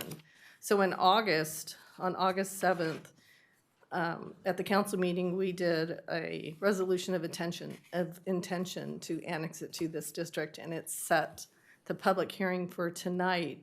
And part of that public hearing is a protest hearing, right? The only people that can protest the annexation are residents or the property owner. There are no residents within the boundary of the annexation area, so the only one who can protest is the property owner. Okay, so this is the time and place for the public hearing in this council's proceedings for Community Facilities District number 2014-2 for lighting, streets lighting, and landscape maintenance. The hearing is to inquire into the annexation and the levy of special taxes on the Stone Creek Industrial Project. So I'm going to open the public hearing. I'm going to ask if there is any general public comment about this item. Stacy, did you receive any cards? I did not receive any public comment cards. Okay. I did not receive any emails, and I do not see any hands raised in Zoom. Okay. Then I'm going to ask if there are any property owners or registered voters in the district who wish to file written protests. If so, they must be filed with the city clerk now. So if there are no other property owners or registered voters in the district, whatever the district boundaries are, who wish to file written protests. So we don't see any. The hearing is now open. We will receive comments and questions and any oral protests from any interested parties. When all comments have been received, the hearing will be closed. So is there anything else to come before the council for this item? Then we will close the hearing. There being no formal protests submitted by the property owners on the matter before us, we may now consider and conduct the actions related to the special property owner election for annexation of the Stone Creek Industrial Project to the City of Rancho Cordova Community Facilities District number 2014-2 for streets, lighting, and landscape maintenance. So, are there any comments from the council? Okay. Then we need a motion to adopt the resolution, I think. The resolution calling for the special election. Okay. You need to adopt that resolution first. Okay, then we need a motion to adopt the resolution calling for the special property owner election. So we need a motion, please. I make that motion. Second. Great. So, David, do you have any comments, or is David still there? I don't see David. It's just us Okay. enjoying this. David's on. Oh, good. David, did you have any comments? No. Okay. So, Stacy, call the roll. Councilmember Gatewood. Aye. Councilmember Pulapati. Yes. Councilmember Terry is absent. Vice Mayor Sander. Aye. Mayor Budge. Yes, thank you. So,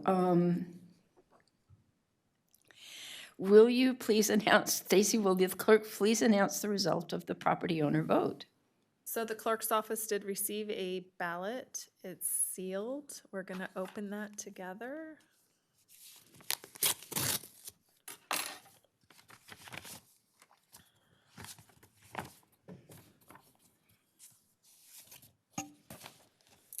So for this, there are, and maybe Elizabeth, if you need to explain, there's a number of votes. There's 41, and the property owner is DPML Stone Creek LLC. How are those votes determined just for The votes, there's one vote per acre or portion thereof. So that's why there's 41, because there's a little over 40 acres in this project. So they have 41 votes. Okay. The ballot language with inside on this ballot says, shall the city council of the city of Rancho Cordova be authorized to annex and levy a special tax on the Stone Creek Industrial Project within the city's Community Facilities District number 2014-2 in accordance with the rate and method contained in the resolution of annexation of the CFD adopted by the council of the city on August 7th, 2023, annually commencing in the city's fiscal year 2023 through 2024 to finance certain public services for the CFD, and the box is checked yes. Okay. So the record shows that at least 2/3 of the property owner votes are in favor of the annexation of the project to the CFD number 2014-2 and the levy of the special taxes. So now we proceed with the final actions to complete the annexation, and we need a motion to simply adopt adopt a resolution of the City Council of the City of Rancho Cordova declaring results of the special election and directing recording of the notice of a special tax lien. So moved. Second. Thank you. Stacy, call the roll. Councilmember Gatewood. Yes. Councilmember Pulapati. Yes. Councilmember Terry is absent. Vice Mayor Sander. Aye. Mayor Budge. Yes, thank you.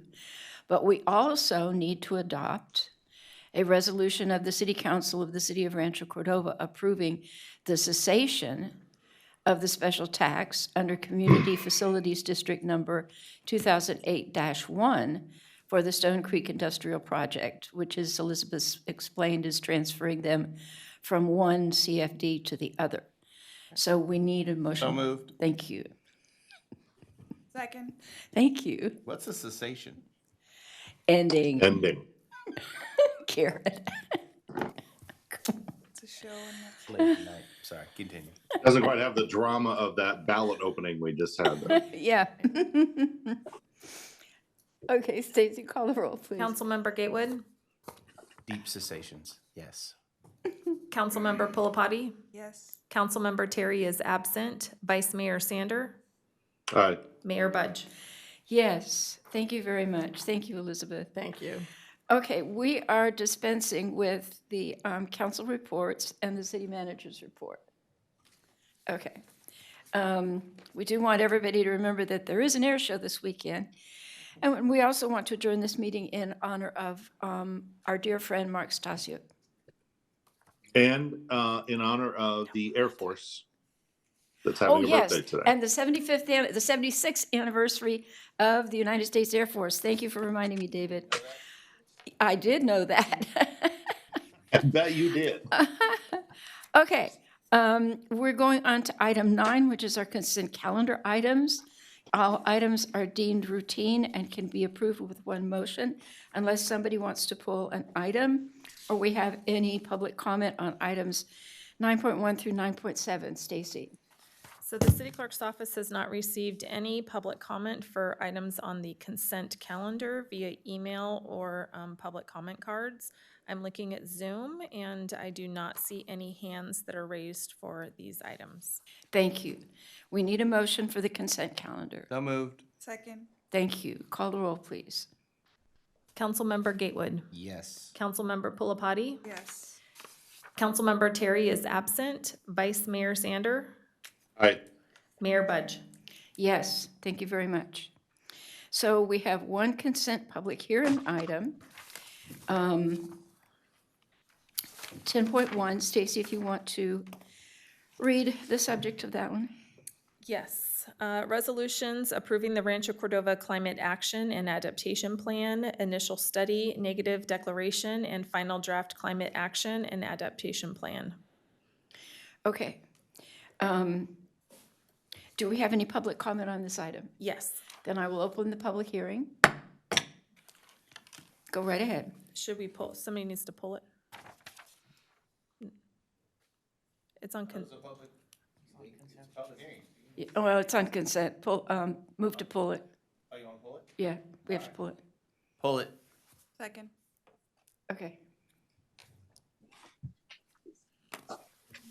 roll call vote for that? Yes, please. Councilmember Gatewood? Yes. Yes. Councilmember Pulapati? Yes. Councilmember Terry is absent. Vice Mayor Sander? Aye. Mayor Budge? Yes, thank you very much. Okay, public comment. Okay. Helen Whalen Bashaw, Brenda Gustin, and David Militzer. Helen.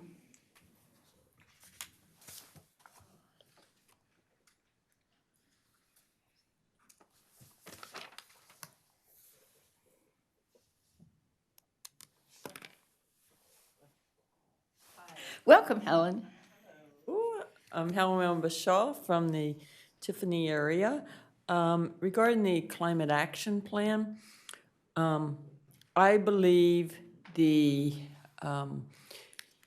need to have a more stringent rule that protects the waterway, which is the American River Parkway.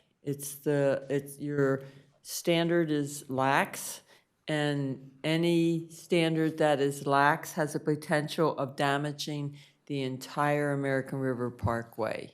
As there are 3 nature centers across the river, the American River Parkway is also part of the National Wild and Scenic River System. Therefore, when you're dealing with climate action, that is a real area because it's the only place that is a floodway.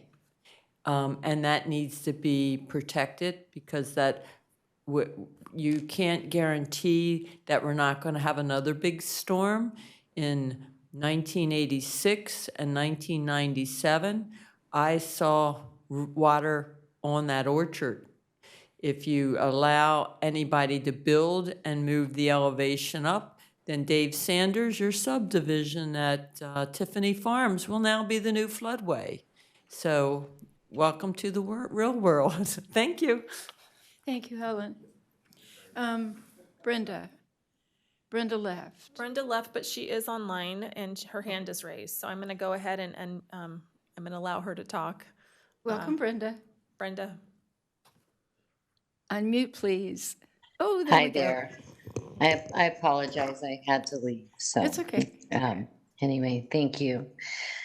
Once again, the city of Rancho Cordova plans to adopt a CEQA negative mitigated declaration based on their initial study showing that there is no substantial evidence that implementation of the cap may have a significant effect on the environment. It seems impossible for substantial evidence to be reviewed at this time, as this extensive action and adoption plan is only an initial plan that, as has been stated by the developers of this plan, will be revised as implementation begins. There is little evidence that this plan will not significantly affect the environment because this city and others are all experimenting with their plans and implementation. And CEQA is designed to help protect the environment and help us do better by our cities and our citizens. I would like to hear why only 4 letters are cited in the staff report. It does not cite comments from agencies, organizations, or citizens who commented regarding the CAP implementation relative to flood concerns, protection of trees, and open space, such as the comment on the May 1, 2023 meeting, where Save the American River Association members responded to this survey, noting a need to protect existing trees, floodways, and open spaces. These comments are not referred to in the opinion survey section at that meeting or through in the public opinion survey. And Sarah respectfully requested that these public comments be added, considered, and included in the CAP. Never was an answer received.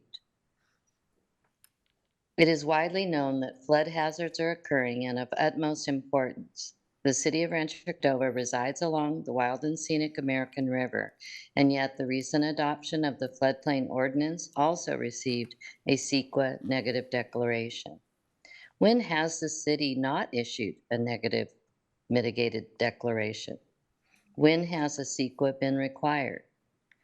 Please identify how and where the many public comments previously submitted were integrated into the CAP.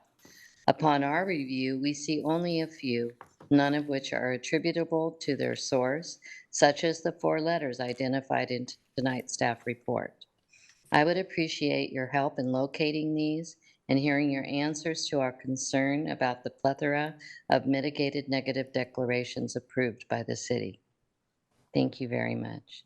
Thank you, Brenda. Next. Next is David Militzer. David, welcome, David. Thank you.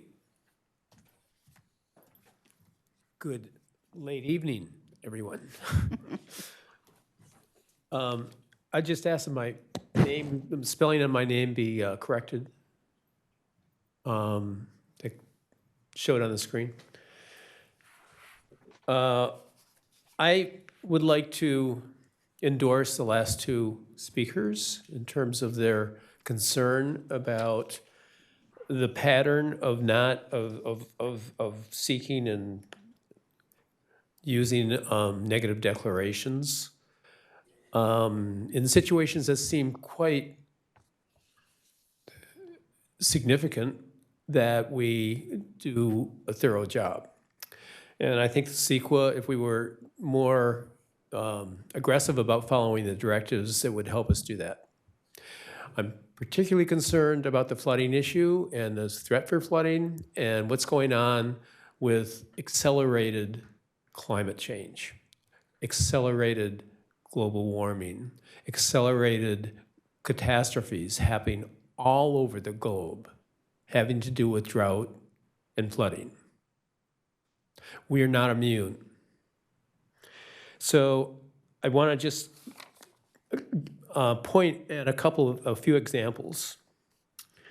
Recent studies in California predict that there is medium to extremely high risk for increased extreme precipitation, for decreasing snowpack with more rain, with a shift in stream flow to earlier months, and increasing flood volume, both in regulated and unregulated waters.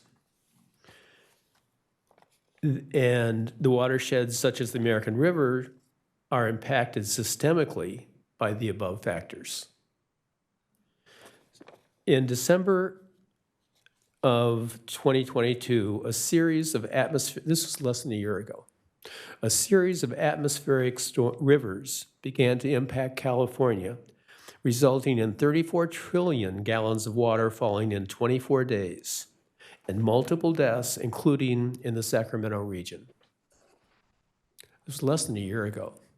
We're likely to see this and maybe next winter, because I hear that the airflow in the Arctic is setting up circumstances to drive cold into the more southern parts of the northern hemisphere, which is going to guarantee that we'll have more precipitation and more flooding.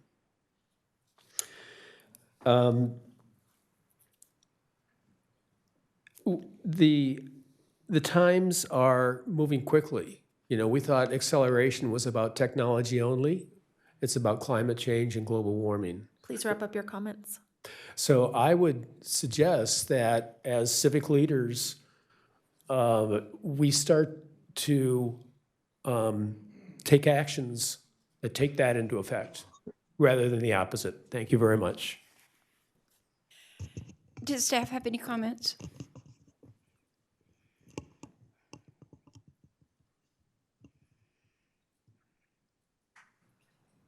Good evening, Mayor and City Council. Stefan Heisler, Housing Manager for the City of Rancho Cordova.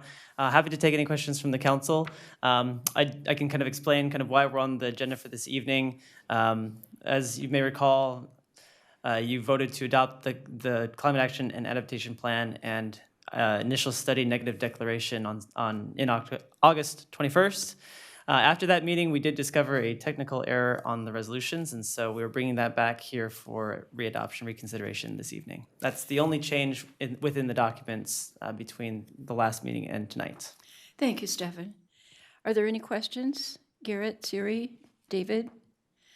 Okay, then I'll make this motion that we. Mayor Budge? Yes. We have a couple of other public comments. Oh, I'm sorry. We Is did this- that. Yeah, sorry. Okay, so I'll close the public hearing. Wait, no. We have a hand still raised. Oh. And, Okay, open the public hearing. thank you. So after Mr. Millitzer, we had another hand that was raised. Okay, Okay, so that's Oscar Balaguer? Oscar? Welcome, Oscar. Hello, can you hear me? Yes. Great, thank you so much. Good evening, Mayor. It's Oscar Balaguer. Thank you. That was a great try. Good evening, Mayor, Budge, and Council. This is Oscar Balaguer with 350 Sacramento. We've submitted a second set of final comments, and I'll briefly review. The city and 350 differ on whether a CEQA qualified cap must substantiate its measures as feasible, effective, and enforceable, which the city's cap has not done. These are fundamental CEQA requirements. We say it must. The city states that it need not, maybe because caps are programmatic plans, which are usually policy level, so CEQA analysis can be less detailed. Although caps are programmatic, their measures are implemented on a project-by-project basis, quote unquote. Cap compliance projects need no further CEQA process, so mustn't cap measures be applicable at the project level? In 2009, the California Resources Agency's amended CEQA guidelines to provide for caps. Its Statement of Reasons for Regulatory Action, the SOR, sets forth the state's rationale for how the cap can legally mitigate greenhouse gases. We reviewed it. The SOR explicitly supports 350's views about feasible, effective, and enforceable mitigation, and we quoted at length in our comments. There is no support whatever for the view that caps are somehow exempt. CEQA also requires caps to include project-specific thresholds, which the city's cap does not. Again, the SOR substantiates this requirement for caps. How a programmatic cap should present project-level thresholds may be unclear. So we've provided examples from 4 other California jurisdictions which meet CEQA's requirements. Briefly, our other comments. Third, the SOR recognizes that land use decisions begin with general plans. Courts recognize the importance of land use regulation to reduce VMT. The city should consider its cap in conjunction with the general plan update. Fourth, the SOR substantiates that the CAP's monitoring plan is not credible, as we have quoted in our comments. Fifth, the CAP's initial study fails, among other things, to consider greenhouse gas emissions and permanent loss of carbon sequestration capacity from land conversion. Finally, the CAP has not substantiated its statements regarding its greenhouse target or its CEQA findings. Please wrap up your comments. Thank you. The city has no deadline to adopt the CAP. I encourage you to review the resources statement of reasons and other comments before taking action.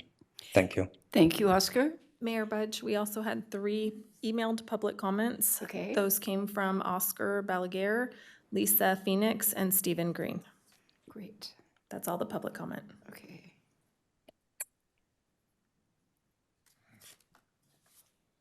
All right, then we'll close the public hearing. And if we don't have any further questions about this, then I will move that we find the environmental documentation adequate and appropriate, and that we adopt the revised resolution approving the Rancho Cordova Climate Action and Adaptation Plan. So move. Second. Second. Thank you. Call the roll, please, Stacy. The second was Gatewood. Garrett. Thank you. Councilmember Gatewood. Yep. Councilmember Pulapati. Yes. Councilmember Terry is absent. Vice Mayor Sander. Aye. Mayor Budge. Yes, thank you very much.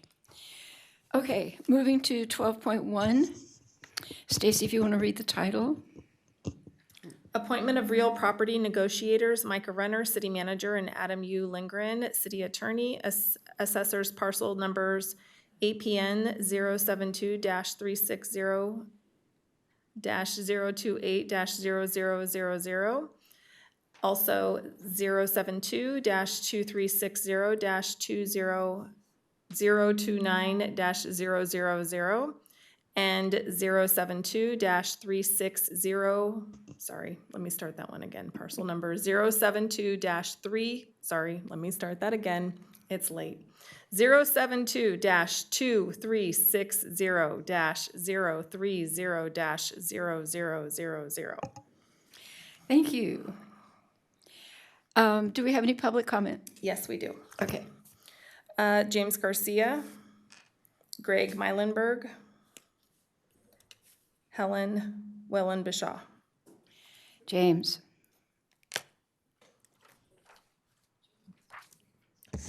Great.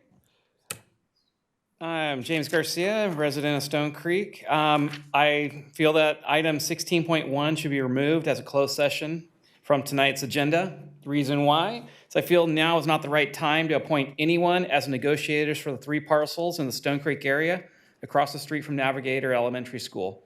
Currently, the city has a moratorium for the business, professional, and light industrial zones until staff can work out project types that would fit the neighborhood. It was stated when the moratorium was brought before the city council that there would be public meetings to discuss possible uses for the land purchased from Elliott Homes in lieu of litigation by them. There has not been any of those public meetings to date. The city staff hasn't completed the review for the Z-Spa, which could still be extended another 2 years if the process needs more time. Given these facts, there is no reason to appoint anyone until we have a clear understanding and do not try to sell the land off before we have proper land uses established. There is also no need to have agenda item 16.1 in a closed session for this very topic, as there should not be any negotiations take place. And I've really felt that was the rudest thing possible for you to be having a sidebar up front. So thank you very much for disrespect. James. That at all of you. Listen, it's really important that you all understand. If you review the terms of the moratorium, it specifically says MP, which is Industrial Office Park, and M1. It does not say business professional. But you love to give MP. No, this is Every single project has the been used properties MP. that we bought were all zoned public, were all zoned business parks. Excuse me, Mayor Budge, So- you're having a discussion with James. He needs to be here at the podium to talk. Since you decided to say that it's under MP, the fact is that every single project that has come forth in the Z-Spa now has been using the MP zone, and you're creating warehouses. You are going to destroy our neighborhood by doing that. Yes, you are smirking up a wazoo. James, no.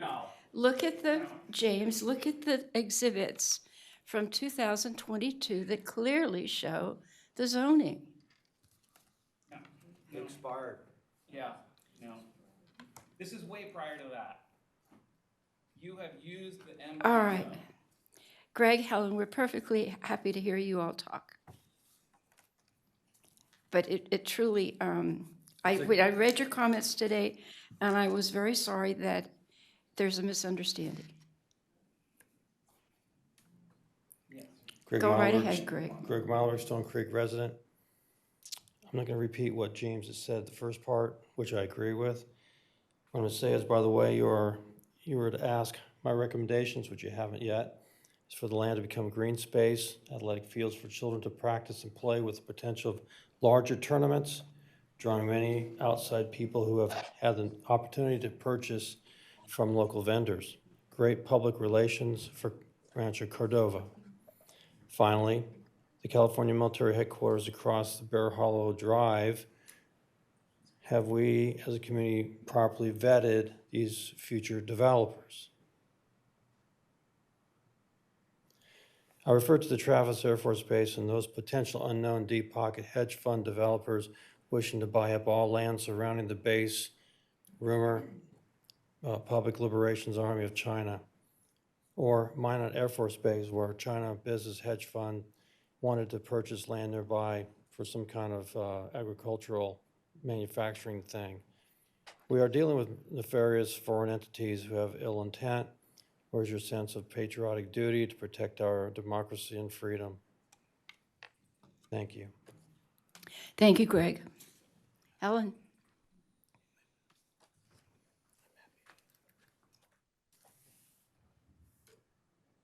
We finished up there. Hello, my name's Helen Bashaw, and I'm from the Tiffany area. I have a few questions that I think are kind of unclear. We as the city of Rancho Cordova has quite a few pieces of property, from what I can gather, that are in inventory.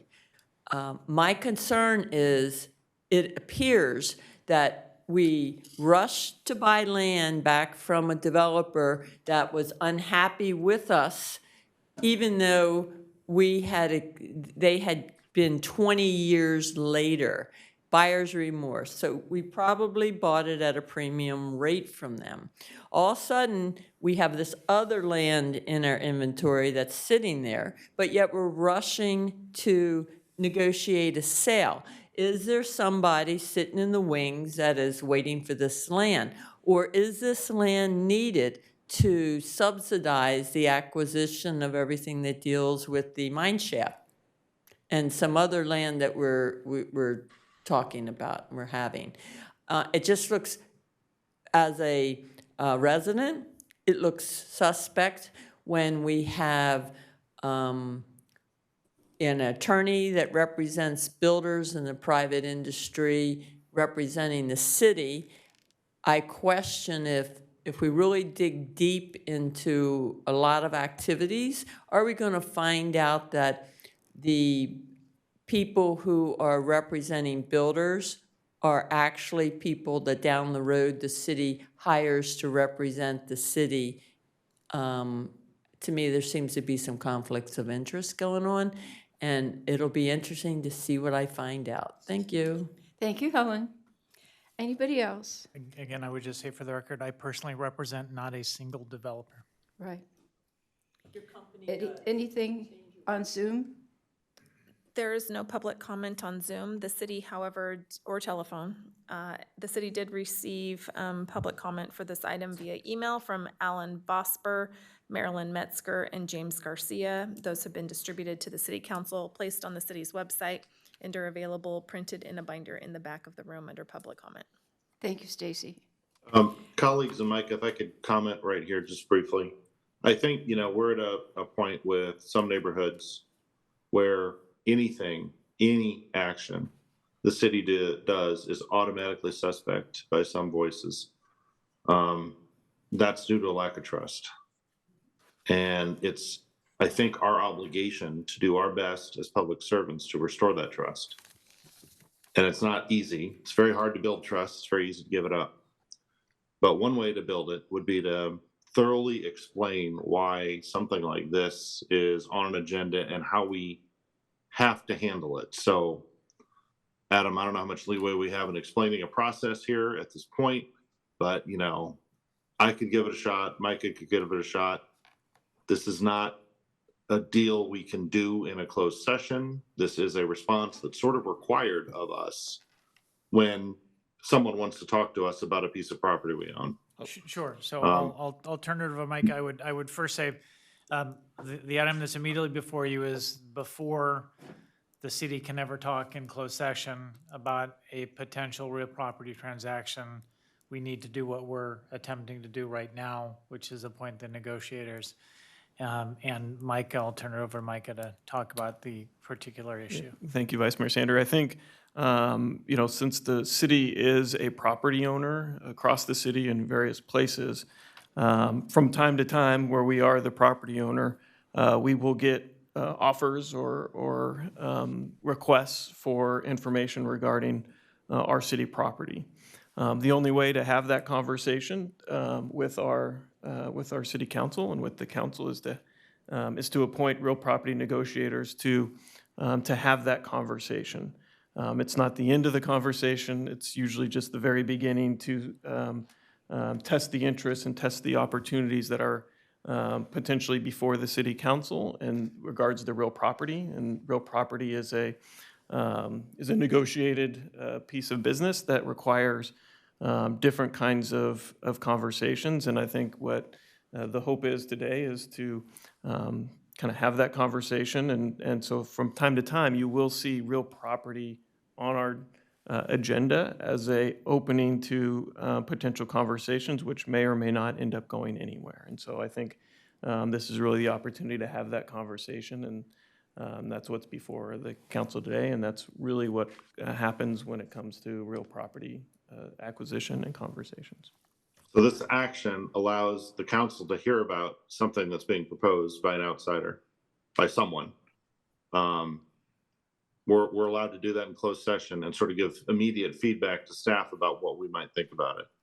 And then at some future date, any action on this would have to come to a public meeting, actually a series of public meetings, to talk about what was proposed by an individual or a company or whoever for a property that the city owns. But what we can't do is make a deal in private and then announce it later. That will never happen. Is that accurate? Yes, that's accurate.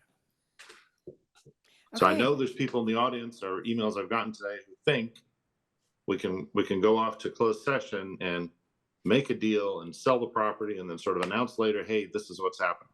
I don't think those of us sitting up here or by Zoom actually know what this proposal even is. So there's no deal being done tonight. This is just the beginning of a conversation about something that may or may not progress to something. That's all it is. And before anything can be done in this neighborhood, I for one would say we have to have a more extensive conversation than normal about anything happening with regard to infill in the city, because we need to do a better job of managing our infill discussions. Thank you, David. So we need a motion to appoint the real property negotiators. So moved. Second. Thank you. We have a motion and a second. May I have a chance, point of order, in order to respond to what David just talked about? We're not going to do anything except hear about this negotiation tonight. And that will be back just as, and we can't,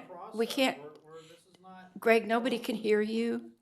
Okay, so we're on, I've asked to request to approach the dais.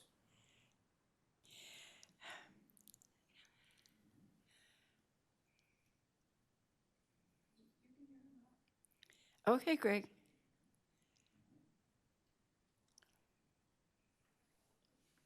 Thank you very much. David, thank you very much for trying to explain, again, as constituents within Stone Creek, which is very next door to what's going on. Procedurally, there were things that we felt we had agreed on, that were put in place, and the city bought the property. I just think we're jumping the gun, and we're moving ahead a little too fast on something that we're supposed to be letting it set for just a little bit, because there's some other legal actions that are going on for neighboring things too as well. So that's my point here, is that's the reason why we have lack of trust right now, because we're moving ahead on things that, even though you say, well, we're not deciding behind closed doors here, and yet we're still proceeding and moving forward in anticipation of that. Thank you. Thank you, Greg.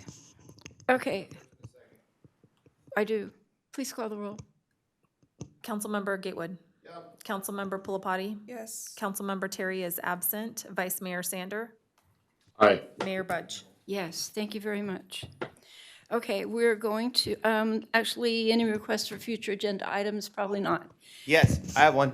Go ahead. I would like to talk about. Recording in progress. So we didn't get to talk about the presentation, but I want to talk about data-driven governance in Rancho Cordova. So there's a big thing that we just came out of this big study, and I'd like to see what we can do to implement in Rancho Cordova. So I'd like to have 3 people and talk about it.